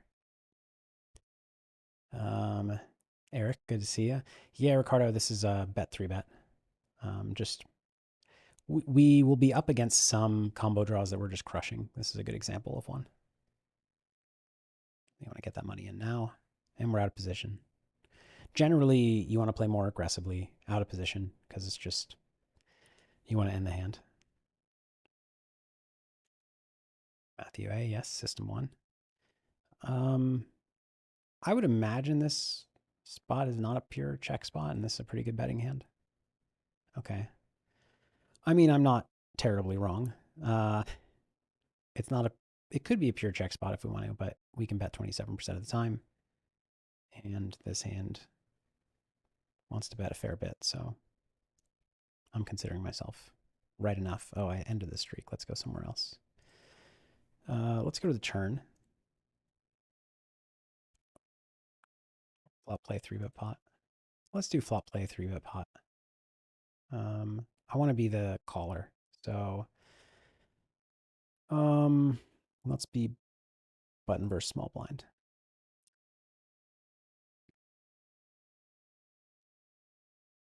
This is a clear call. Got enough going on. Okay.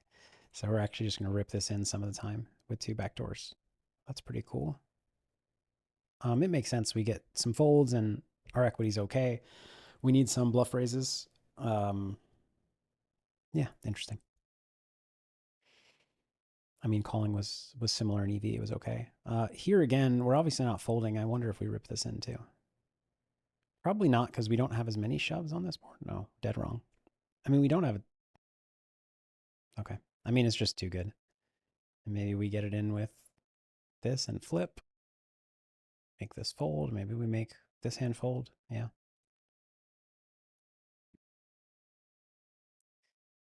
Um, I mean, I think we can't fold at this point, so good luck us.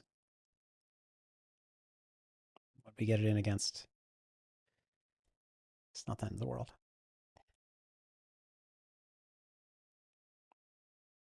Clear fold. Yeah, those like the rainbow boards that are disconnected. If you have a pair, you're kind of just doing okay. Um, I prefer checking this, but I don't really know. Okay, seems close enough. Now we face a check. This I think is too weak. I want like a 7 or something.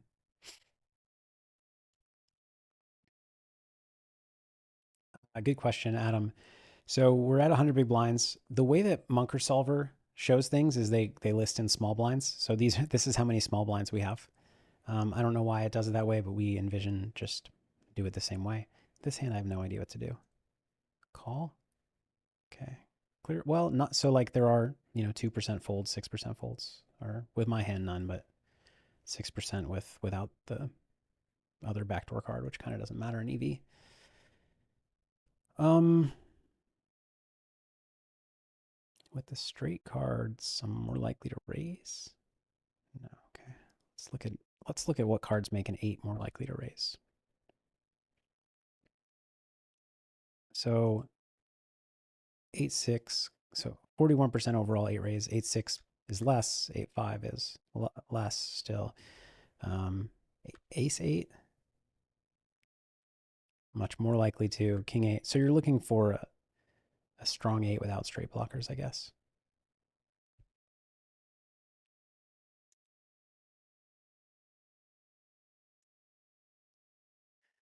Call here. Luke asks if these features are available for 5 card as well. I actually never, I have studied with our 5 card, but not much. So, if Matthias, if you're still here, I think you are. Um, you can answer that question about 5 card. And yes, Matthias also points out you can change it in settings to big blinds or dollars. So, where's settings? Sorry, I'm such a fish since we updated this. Yeah, so it shows in small blind. Why don't we have it show as 2550? I like that.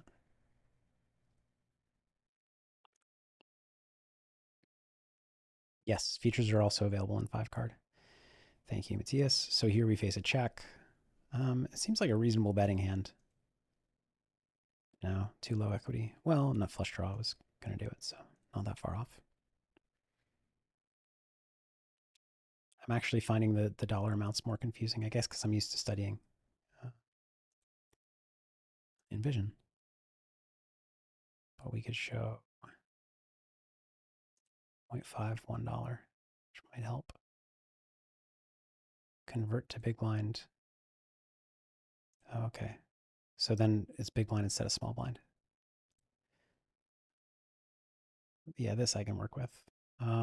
Fold. Yeah, as Run It Once points out, if you want to study along, whether it's actually right now, I think we just get this in with one pair. Can make a lot of, so like when you have a high equity one pair, putting money in is good because you can make a lot of like high equity, not high equity, but like medium equity hands fold, like hands with 25% equity. I guess we're getting it in against that, or is he folding? We can get it in good against that and that. Less good against top set. All right, anyway, you get the point.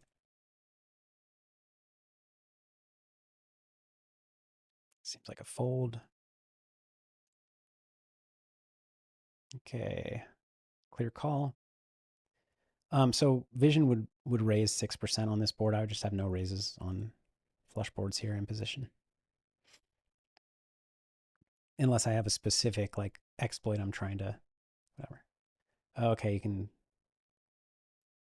case you have an aggressive action to react to. Thank you. So I'll show you what Matthias is talking about soon.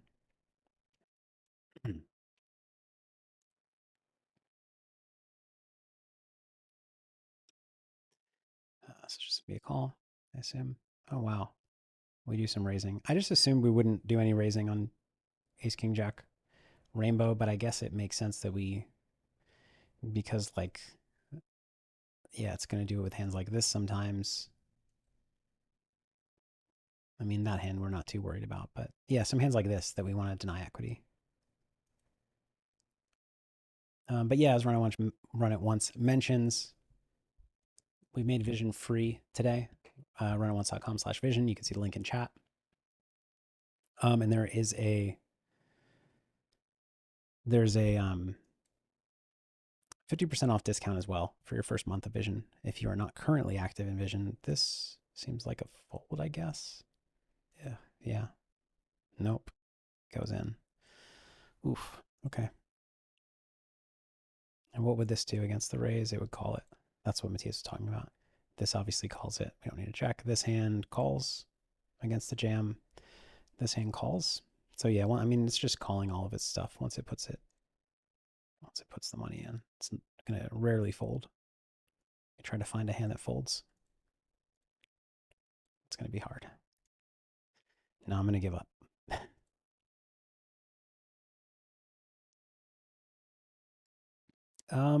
Not folding, obviously. I lean towards call. Nope. Rip it in. Again, high equity one pair that can make hands fold, but usually it's not like getting it in good. This hand doesn't get it in good, but I guess the playability is not great. Ricardo says, Phil, I've watched basically all your videos, but do you have a video on your daily routine as a poker player? I don't. And my routine has changed a lot. So like when I'm playing a heads up match where that's very intense, and it's all I'm doing at the time that I'm doing it, my routine is very regimented. But my normal routine, I don't have a normal routine anymore because I don't have a game to actively play in. So I don't even know for sure. I assume we're mostly betting. Uh, but I don't have a video on that. Let me think about that. It's something certainly gets talked about a lot in Beyond the Game, which I mentioned prior. And I do have some thoughts on it, but it's kind of hard to. I guess the one thing I'll say about routine is that I think routine is good. I think you should have a routine. I think what should be included in your routine is different for everybody. And one thing that I noticed when I was tracking my performance very closely was this might be a call and then bluff later. I don't know. When I was tracking my performance closely, I was actually like created a spreadsheet and was tracking all the things I did each day or the things that I thought might be relevant. And then my performance at the table, which I graded on a subjective scale, but I also got a second opinion in terms of how I played because results are kind of, you know, the results may vary. There's a lot of variance involved. But there were two things that I noticed that stood out the most. One was sleep, which you could all guess is critically important. And I'll have a video up on my YouTube channel probably in a month or two of a Q&A session that we did with BTG with Molly Eastman, who's a sleep coach. just a wealth of knowledge and wisdom on sleep. You could find her at sleepisaskill.com. And she has an Instagram and YouTube. I think YouTube, definitely Instagram as well. But yeah, she'll share some thoughts on sleep there.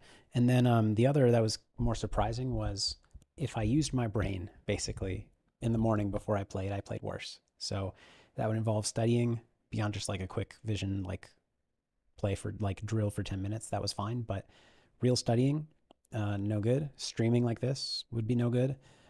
Even just like a work meeting that was pretty casual, no good. So what I learned to do was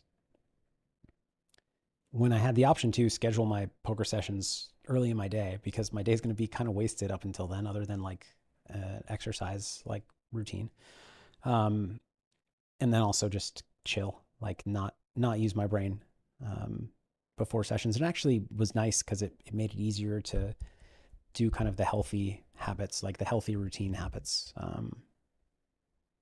exercise, meditate, things like that. Um, because I couldn't do anything productive, or I decided not to. I guess I should say. Um, fold. No, call. Okay, it was close. 27% fold or 20% with my combo. All right, let's see chat.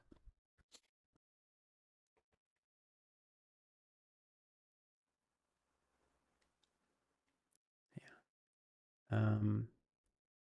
What's the smallest mixed or non-PLO game you would go to the strip for?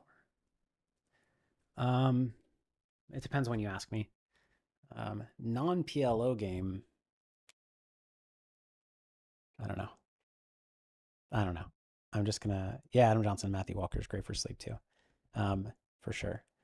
I'm just not personal friends with him, so I didn't promote him as much. Um, have a 25-50 PLO game. Yeah, I don't know. Right now, like I said earlier, I'm doing too much, but I do love playing. I would much rather play online. I love to play online. And I do love to play. Okay, this is a check. Two backdoors is about. Um, I like playing high stakes live as well, but you know, leaving the house and like there's just a lot more to do to make it happen. Uh, so it'd have to be kind of high stakes and it had to be happening regularly. Like, so that's why, for example, like there are high stakes PLO tournaments going on right now, but I'm probably going to skip them because like if they were every week, then it'd probably just become part of my regular routine, like part of my job, and I would I was not paying attention. This is a call. Um, but just like to do one offs, I don't really like it to get out of my routine and everything else I'm working on. This seems like a weird one. I'm gonna fold without a backdoor. No, he made it too small. I'm gonna call. I gotta pay attention. I'm trying to talk about unrelated things. Check. Gina's last about vision testing. Probably. I know it's 24 hours. We're opening at 4. I don't know when that starts. We'll probably be a little bit generous. Ricardo, it's Molly Eastman, and sleep is a skill. If you just search social media for sleep is a skill, all one word probably, you'll find her. Matthew, I probably get approached by a lot in live poker rooms. I do get approached sometimes. It doesn't bother me. 97% of people who approach me are very courteous and um, cool, and I'm happy to meet them. Oh, I guess we ripped this in. I would call if we were allowed to call here, but I guess all the money's gone in. Oh, 48 hours maybe, says Matthias. Thank you.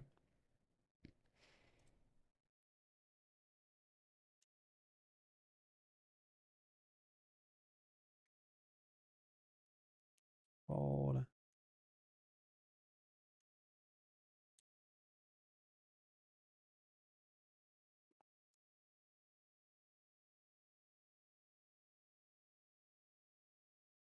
Um, I think this is just barely too weak.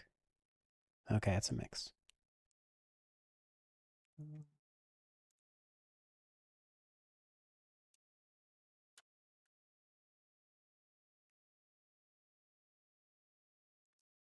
Responding to a message.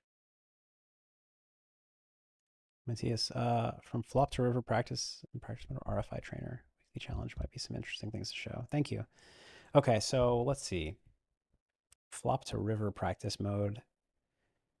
Yeah, that sounds fun to me. So like people do like so there's RFI trainer, which is um, there's a challenge for figuring out how to like pre-flop ranges. I think this is what most people want to see. People like these a lot. Um, yeah, whatever. All right, fine. Let's do it. I don't like it, but and you said that Matthias, there's a weekly challenge.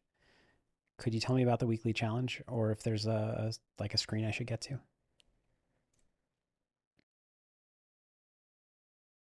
Okay, so basically the way this works is you select all of the positions you would raise this hand from, and I'm going to select none.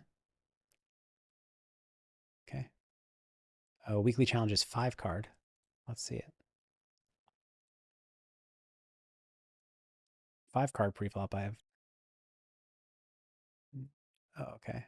Oh, okay. That's different than the RFI trainer. I understand. Sorry. So weekly challenge is 5 card, rank first until Monday, and this is in streak. Next Monday, win a free vision sub. Is this streak? 5 card streak. Okay, cool. Thank you. Let's check our leaderboard. I have 0 points because I haven't played. This guy's at 92 points. Weekly challenge. Oh, we only need 20 in a row. Ends in 6 days. All right, let's see if we can get up on this leaderboard, even though I don't play 5 card. So 100 big blinds, 3-bet pot, big blind versus small blind. Nice. All right, weekly challenge. Get a free vision sub. Okay. Yikes. So big blind versus small blind. We 3-bet. Check. I assume we do a lot of checking on this board. Mix. Okay. We don't do a lot of checking on this board, I guess. I mean, I'm a 5 card fish, so this will be fun. Bet this hand. Probably just half pot is our only sizing. Okay. I would simplify to half pot is only sizing. And actually, I want to see. So, student says, Phil, please help me how to choose between online cash or MTTs. I don't know which one I like more. It's kind of equal. How do you choose? Um, my only advice, I mean, we could, if we talked for an hour, I would have a better idea. But my only advice, and kind of generically to everybody, is I would encourage you to consider picking, like, definitely picking a lane. The the problem when you play multiple game types, which is something that I do and have done, but the problem is the time you spend studying one does not augment the other. Like it does a little bit, but it's not as the way I like to describe it is congruency. This is actually I mean, somebody else described it to me that way, and I like it. But it's essentially like studying PLO helps you play PLO. Um, and like a lot of people are obsessed with I need multiple streams of income. Um, but let's say your other stream, like one stream of income is coaching, and another stream of income is I don't know, real estate. Now, I'm not saying it's wrong, but the time that you spend getting good at real estate, managing your properties, looking for places to invest, none of that is helping your poker game, whereas coaching is helping your poker game. And so what that is like a lack of congruence. It doesn't mean it's wrong, and it very well could be a great idea to use real estate to invest your money from poker, and potentially have a bigger opportunity later because of your acquired knowledge and skill and connections in the real estate world. However, um, I think people overestimate the benefits of diversification. I know this was not the question, you were asking me which, but people overestimate, I think, the benefits of diversification and underestimate the benefits of focusing on one thing and making sure all of the kind of like so many of the efforts that you put forth are additive to each other. And rant. And we're at a streak of 1. Let's see how we do. I assume we're betting range here. Actually, no. Do we need to go 3 streets with aces? I actually have no idea here. I'm going to check. Okay, so we're bidding 80% of our range. Um, I was trying to ask myself like how many streets we want to go for with ace ace in 5 card here. In 4 card, you just get all in with ace ace by the river because you're not up against a 5 often enough. So like thinking about what we were talking about earlier, a 5 is going to be if they have 1 out 4 times, then it's like 8% of the range. Yeah, 8-ish% of the range. So then with SPR of what is this? 5-ish. Um,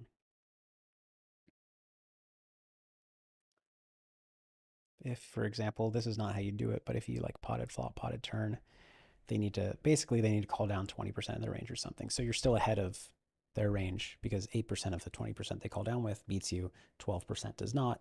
So you're pushing value with your final bet. So that's what I was trying to figure out. Probably in 5 card, you don't want to get your full stack in with ace ace here. Well, you get one more shot at having a 5, so that's actually only 10%. So maybe it's close, very close.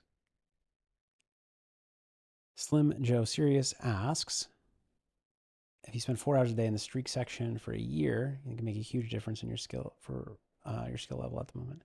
For me in 5 card, absolutely. For me in 4 card, 6 max, yes. 4 card heads up, no, because I've done so much of it.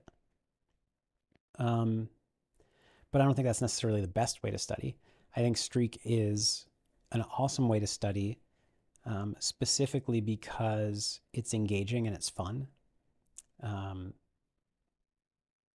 I guess I have another rant, which is, you know, the um, if you study, okay, I'll put it this way: if you were to pick the perfect way to study, and it's looking at solver outputs that are very in depth and taking diligent notes, and kind of building these range strategies and just doing that like with all of your time, um, then yeah, that'd be very effective, and that'd be more effective than just studying streak instead of that. However, in reality, what happens is you burn out. You can't study that much. It's not fun. You're not enjoying it. And when you're not enjoying it, you're not learning as much. You're not engaged, and you don't keep doing it. So it's kind of like the saying of, I don't know the actual saying, but it's something like, you know, the West is the best. The best workout plan is one that you do.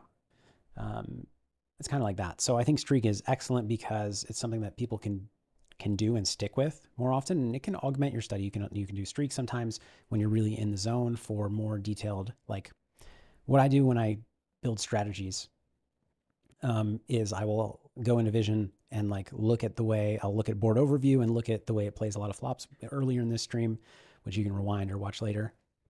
If you missed it, I talked about how on a certain it was, I think, cutoffers button 4 card PLO 6 max, where on a paired board with no ace, I just decided I would check my full range, even though that's not what the solver output said. I would do something like that. Like for my in-depth study, I do that, and then I have a doc opened where I type out my strategy basically on different board buckets. But I can't do that for long. And I can't do it often. I'm usually not motivated enough to do that. So studying something like streak is great. And then you get to a spot like this and you get curious. Oh, how often does this guy have? And you actually have to leave and go to practice mode, figure out how often he has a 5, and like how thin can you go for value in some of these spots. So I think streak is fantastic. And there are some people out there, this is to continue the rants or back to the rant. There's some people who think like, well, no, I should just be disciplined enough to do the hard thing the whole time. No, like that's not reality. And if it were reality, you'd already be doing it. So great. If it is great, do it. Um, Nobody I've met can stick with the most intense form of studying for hours on end. And even if they could, like your brain gets fried. So yeah, be lenient with yourself and find the ways of studying that allow you to enjoy your life and put in the most study hours. And I think streak is excellent for that.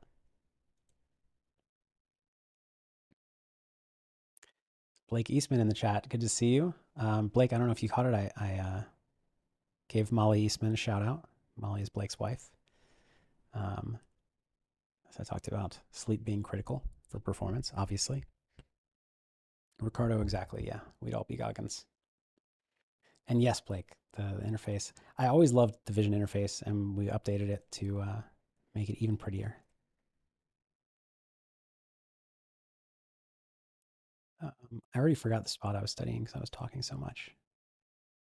Okay, we're three bet. We three bet in position. We're at a streak of 4. Okay, nice. Well, good to see you in here, Blake. Um, Yikes. Open ender. I mean, I think in 5 cards it's a fold, right? Yeah, 5 card fish. Okay, we get check raised. Can't fold this. Call or shove? Call and fold an 8 or something? What do you have? 8. So I would have been right to fold the 8. What else did he have? Okay. Would have been wrong to fold on that one. 8 8. Would have definitely been right. Any chance to release foundations like course, but for PLO? This seems like a good bet fold hand. Um, Possibly. The thing is, foundations is meant to apply to all games in that the examples are no limit hold'em, but the principles are just like how to think about poker.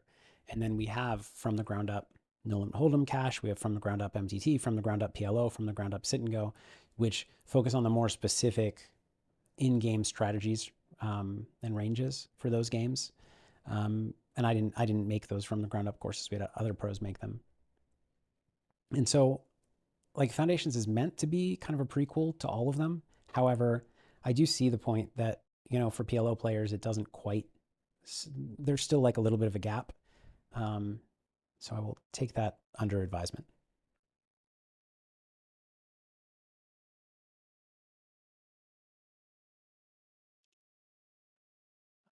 Okay, we're going to fold.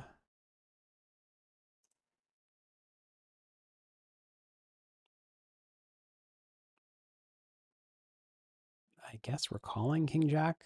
It's with a gut shot. I mean, I'd imagine dry King Jack just folds if we can have it. So Ace, King, Jack, 8, 7. Yeah, without a flush draw folds. Or maybe only with the Ace of Hearts. Well, it only bets with the Ace of Hearts. Okay. Let's see.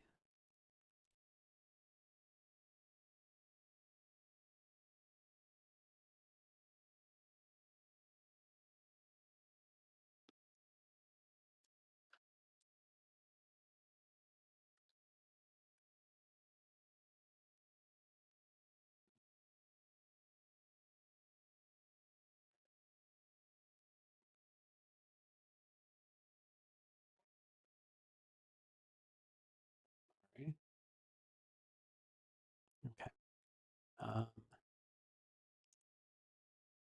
8 and 9-handed, yeah. Um, the thing about 8-handed and 9-handed, and it seems like this hand wants to raise.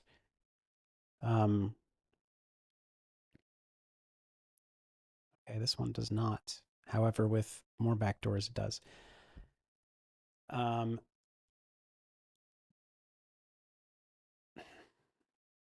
I would imagine.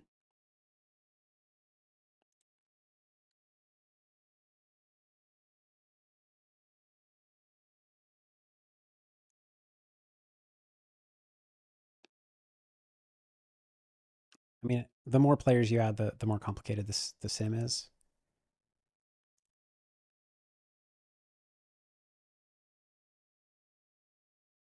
Bet fold. Okay, check sometimes. Well, it doesn't matter what their combos are all kind of the same.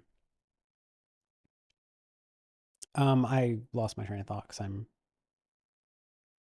playing streak. I think with no hearts, we want to bet this 8-7. Probably want to check some 8-7s. Oh, interesting. Yeah, yeah, yeah. With 8-7 with hearts, we check. With this hand in particular, we bet more often than check with the range or like this type of hand. But if I were to dig in there, there are different combos that based on the specific suit. And I guess I'll use this opportunity to say, don't worry about that stuff. I think clear raise here. A lot of equity, mediocre playability. They've got this hand. What do they do with this hand? Fold? Yeah. So it's like, it's great to get that hand to fold because we were, slightly ahead, but there's a lot of money in the pot. This hand, I assume, is getting it in, of course. This hand, I don't know. Fold, yeah. This hand fold as well? Yeah.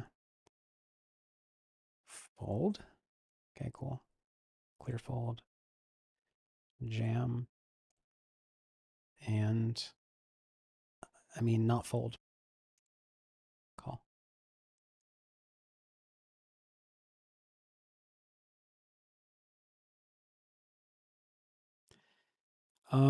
I think just put this in. Yeah.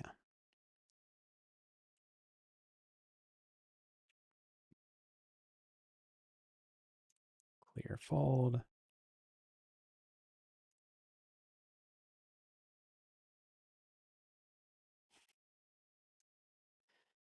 Yikes. I'm gonna fold the king high flush draw with nothing else. Nice. I mean, it seems close, obviously. King six with the five of spades was calling, but yeah, those things are. It just means it's close.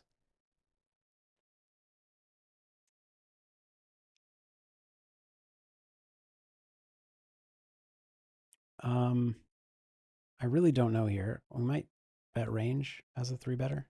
No, not at all. I guess we have the ace ace advantage. So when two aces come out, we have to chill out a lot, and we have a lot of ace ace hands that want to check, and some no ace hands. I don't know. Um, I'm a little surprised. The reason I still bet with ace ace queen is I was thinking like we don't have king jack 10, but that's probably foolish. I mean, it is foolish, clearly.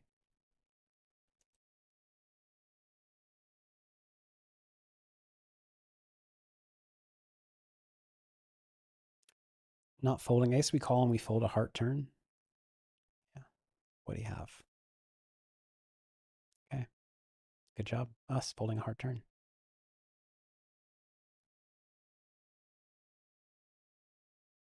Uh, let's just get this in. Nope. Dead wrong. That's interesting. I guess we run into like a polarized-ish donking range there. Okay, this hand wants to pure bet. Okay. I mean, I can see it.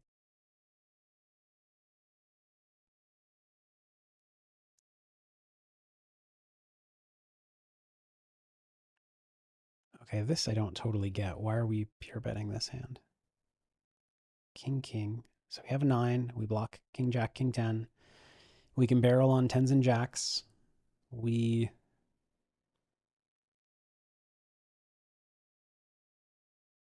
I mean, this is where I don't really understand strategy, so I guess let's go look.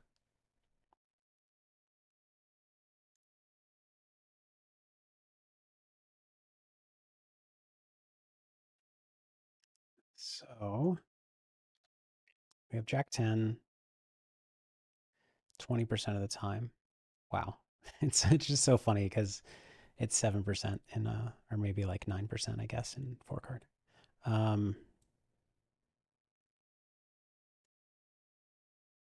so I guess basically the question is what are our best bluffs? And I guess king king 9 is a really good bluffing hand because I mean sure jack jack is often with no 10. We'll do a reasonable amount of betting.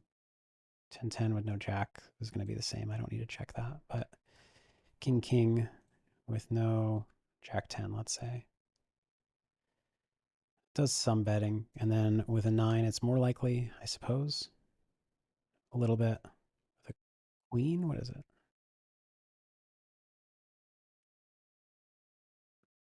Yeah, a little bit. And then with an 8, yeah. Okay, so it's just like, I think it's just that these, we need some bluffs. And this is a reasonable one. Let's go back to streak. I don't think I'm going to win. Oh, so 20 was the leader right now. And actually 10 was second place, so I had a little bit of a chance. Let's see what we can get to. Weird donk, but I'll fold.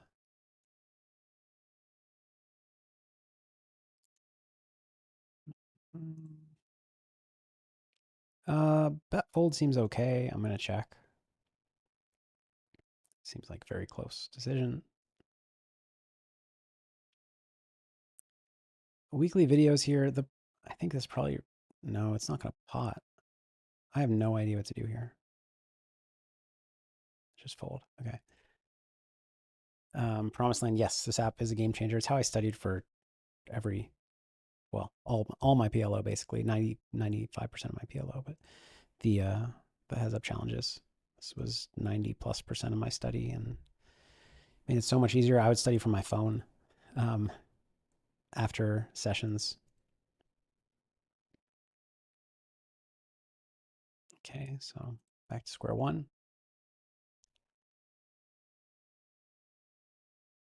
I guess just call. It's like no redraw, so let's wait for a safe turn.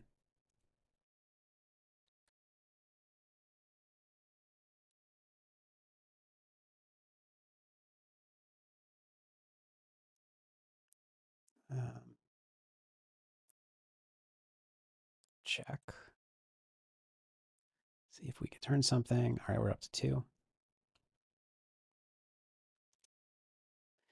I don't know. I'm going to check. No heart. Do we want to do something with a heart? Yeah, with the ace of hearts, we want to bet. Makes sense. This feels like a call, but it's not thrilling. Okay, call.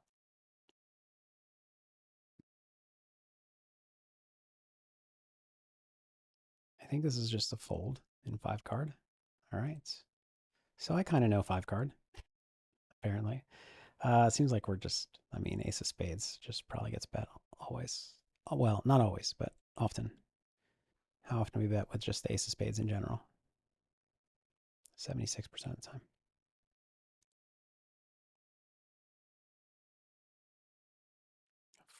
Fold. All right, we're at 7. Can we get to 11 to take second place? At least from my memory. I think this was call. Clear call. It's going to take us to 8. Let's see what our opponent donked with. And that has us in rough shape.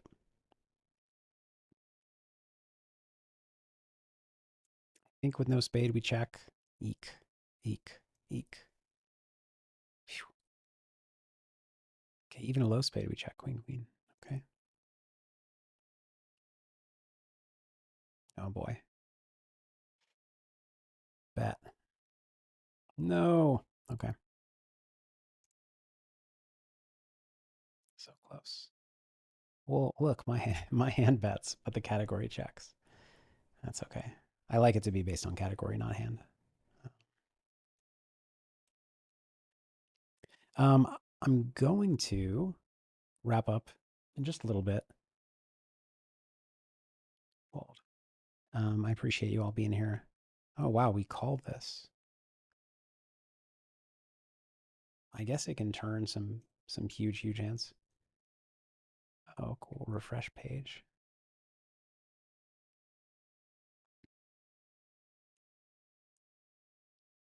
Matthias, does that mean it was just updated?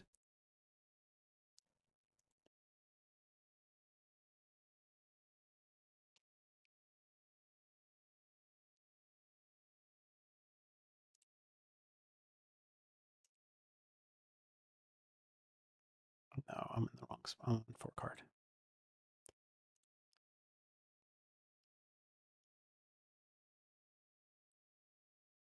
Yes, this is where you show up to feel shame. Good to see you. Streak.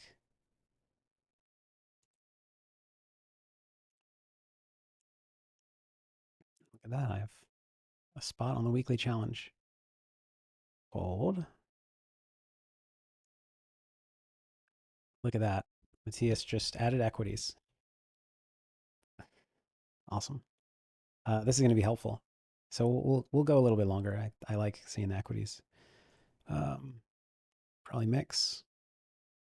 That is the correct category play. Oh, you didn't. Well, yeah, our team did it.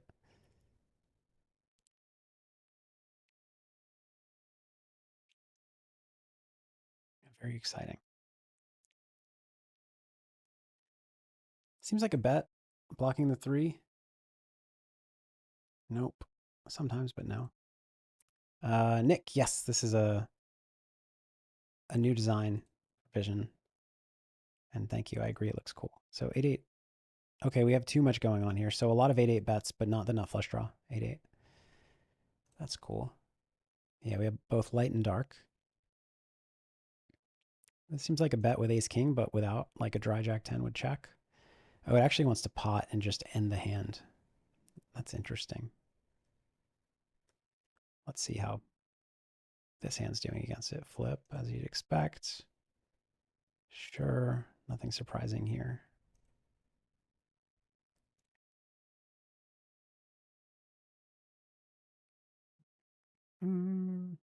Call. Every hand's gonna have a reason. I mean, set has a lot of equity. Here they have a worse made hand, but a lot of equity. Two pair, 70%. Look at this, just a pair and a gut shot has 47% equity against aces. So, yeah, aces are not great. Gina, is there any more streams planned for the near future? Great content as always. Thank you. Possibly. Yeah, I think next month I've got some streams planned, but exact dates TBD. Check. Oh, no. Okay.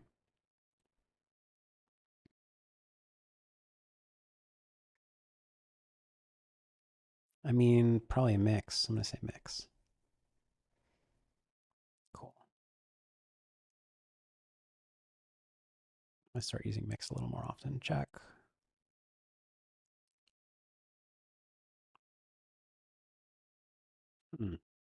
Bet. No, pure check.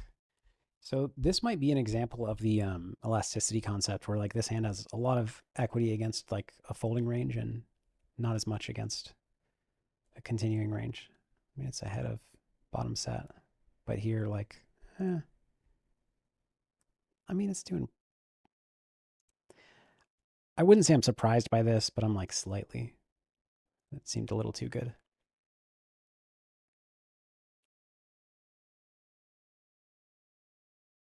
Bets. Okay. Adam says, why no new videos last 3 or 4 months? Any coming up? We have a couple videos in the can. Is that the expression? We've been like what is it? A little under 3 months ago, I launched Beyond the Game, which is a coaching program, and just the entire team's focused on that. It's been really really busy. I mean, it's mostly like I'm fully focused on that, and the team has a little bandwidth to do other things, but really like yeah, most of the team has been fully focused on that, and so we're even. I don't know about this flop. We even just have like a backlog of like we need thumbnails done because we have our designers doing other things and yeah, it's just been we got a little bit overwhelmed with how much we took on, which happens to me sometimes. Okay, so this just wants to call. I thought it would just kind of want to end the hand with decent equity.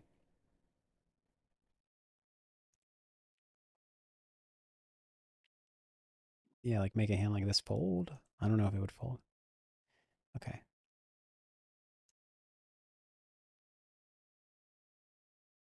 Um, but so to answer your question,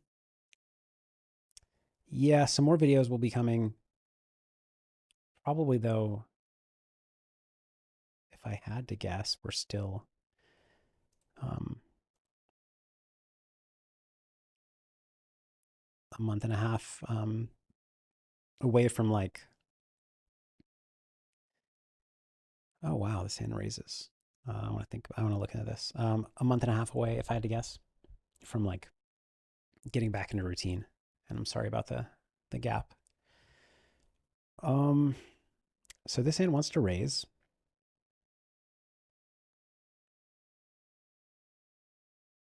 I mean, I guess, you know what? This is a weird spot. You shouldn't get donked in too much here. So I don't really want to. I mean, I guess making this hand fold.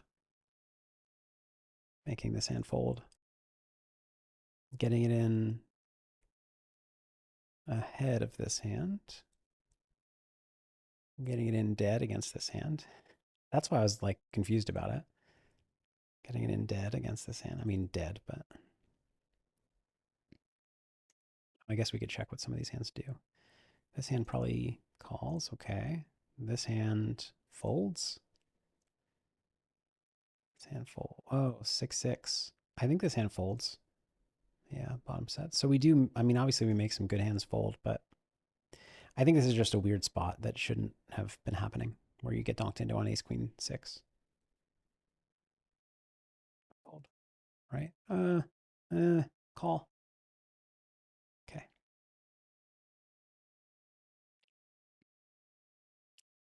Moonlight throwing the Beyond the Game link in the chat. Beyond the Game is really awesome, but only if you're a high stakes, mid to high stakes player, as it is not cheap. I think bet folding this seems like a thing. Yeah. With the heart, with the one heart matters.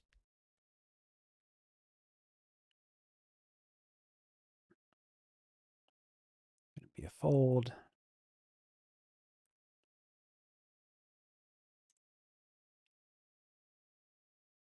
Slim Joe Serious, great question. How much time do I, how much attention would you say you spend on flop versus turn versus rivers?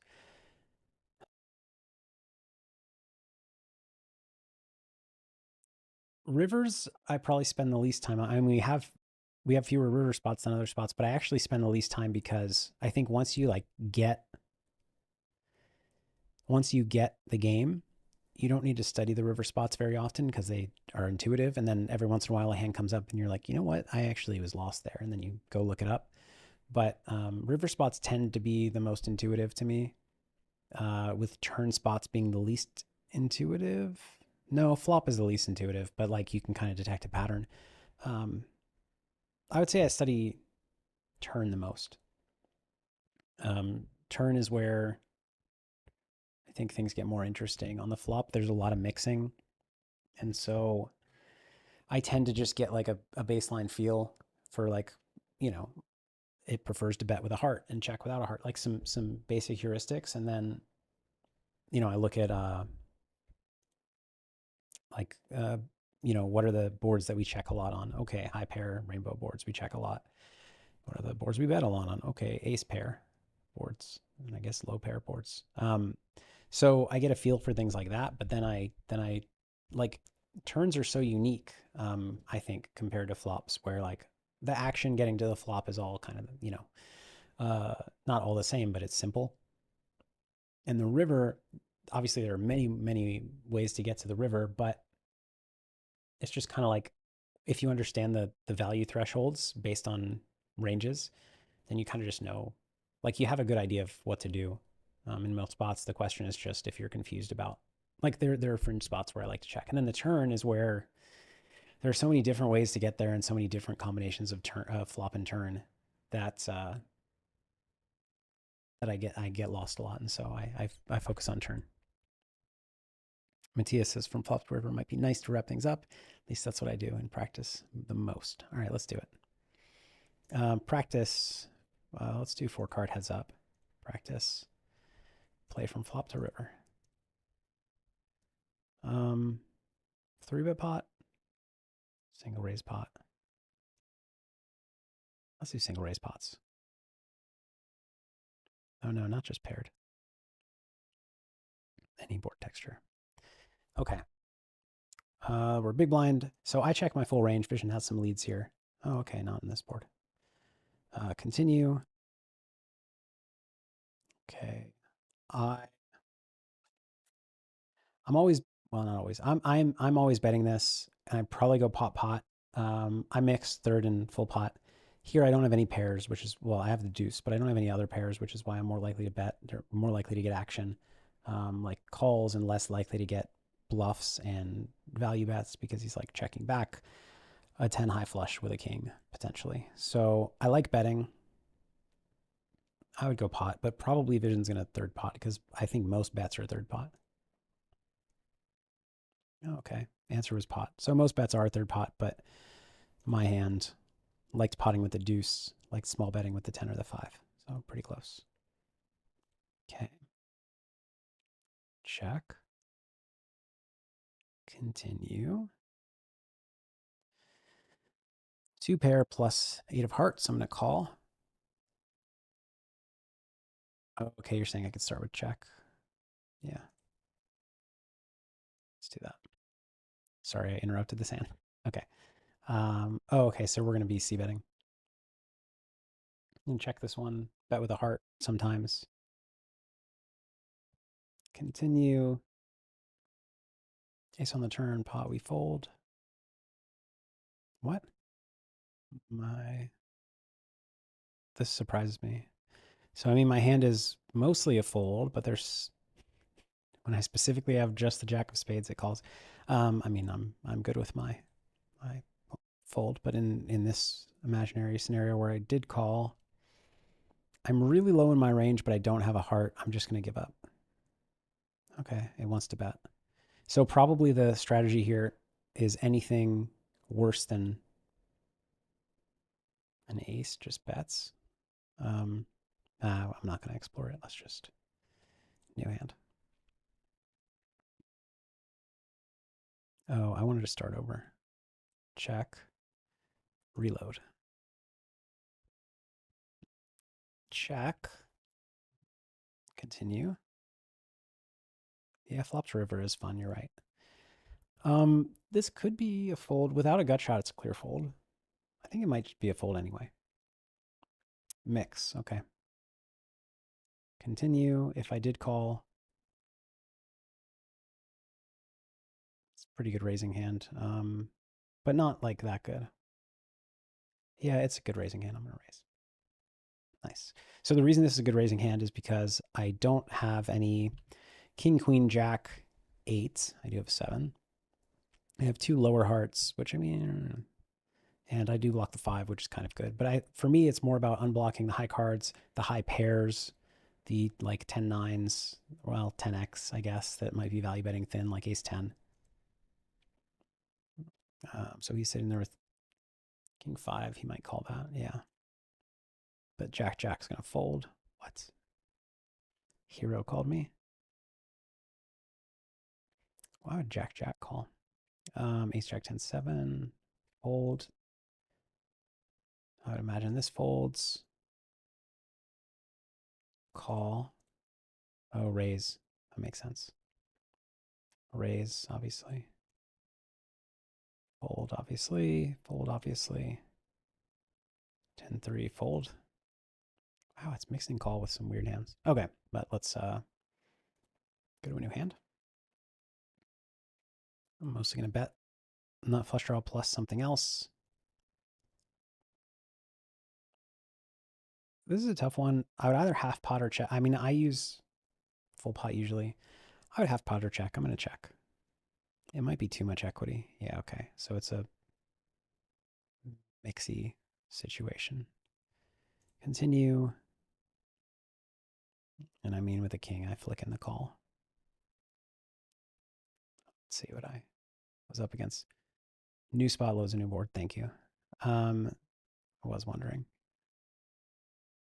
Well, I was noticing that that I like betting with 3 hearts and low stuff.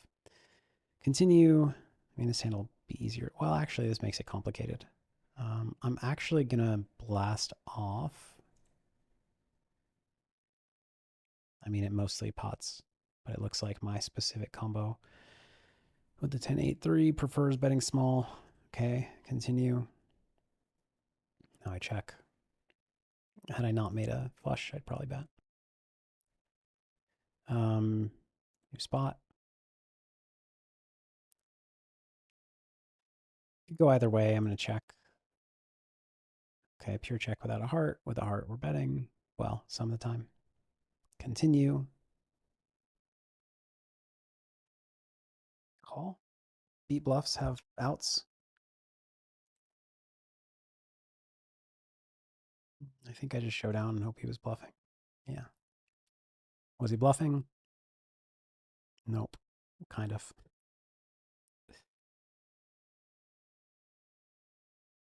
All right, we got a pretty good betting hand here. I think it's like, I mean, it's not a bluff, but it's not a value bet either. It's just kind of a board card, like hand board interaction bet. You could small bet here. I would tend to check. Actually, this is close. Trying to think what sizes. Like, I think I might. I'm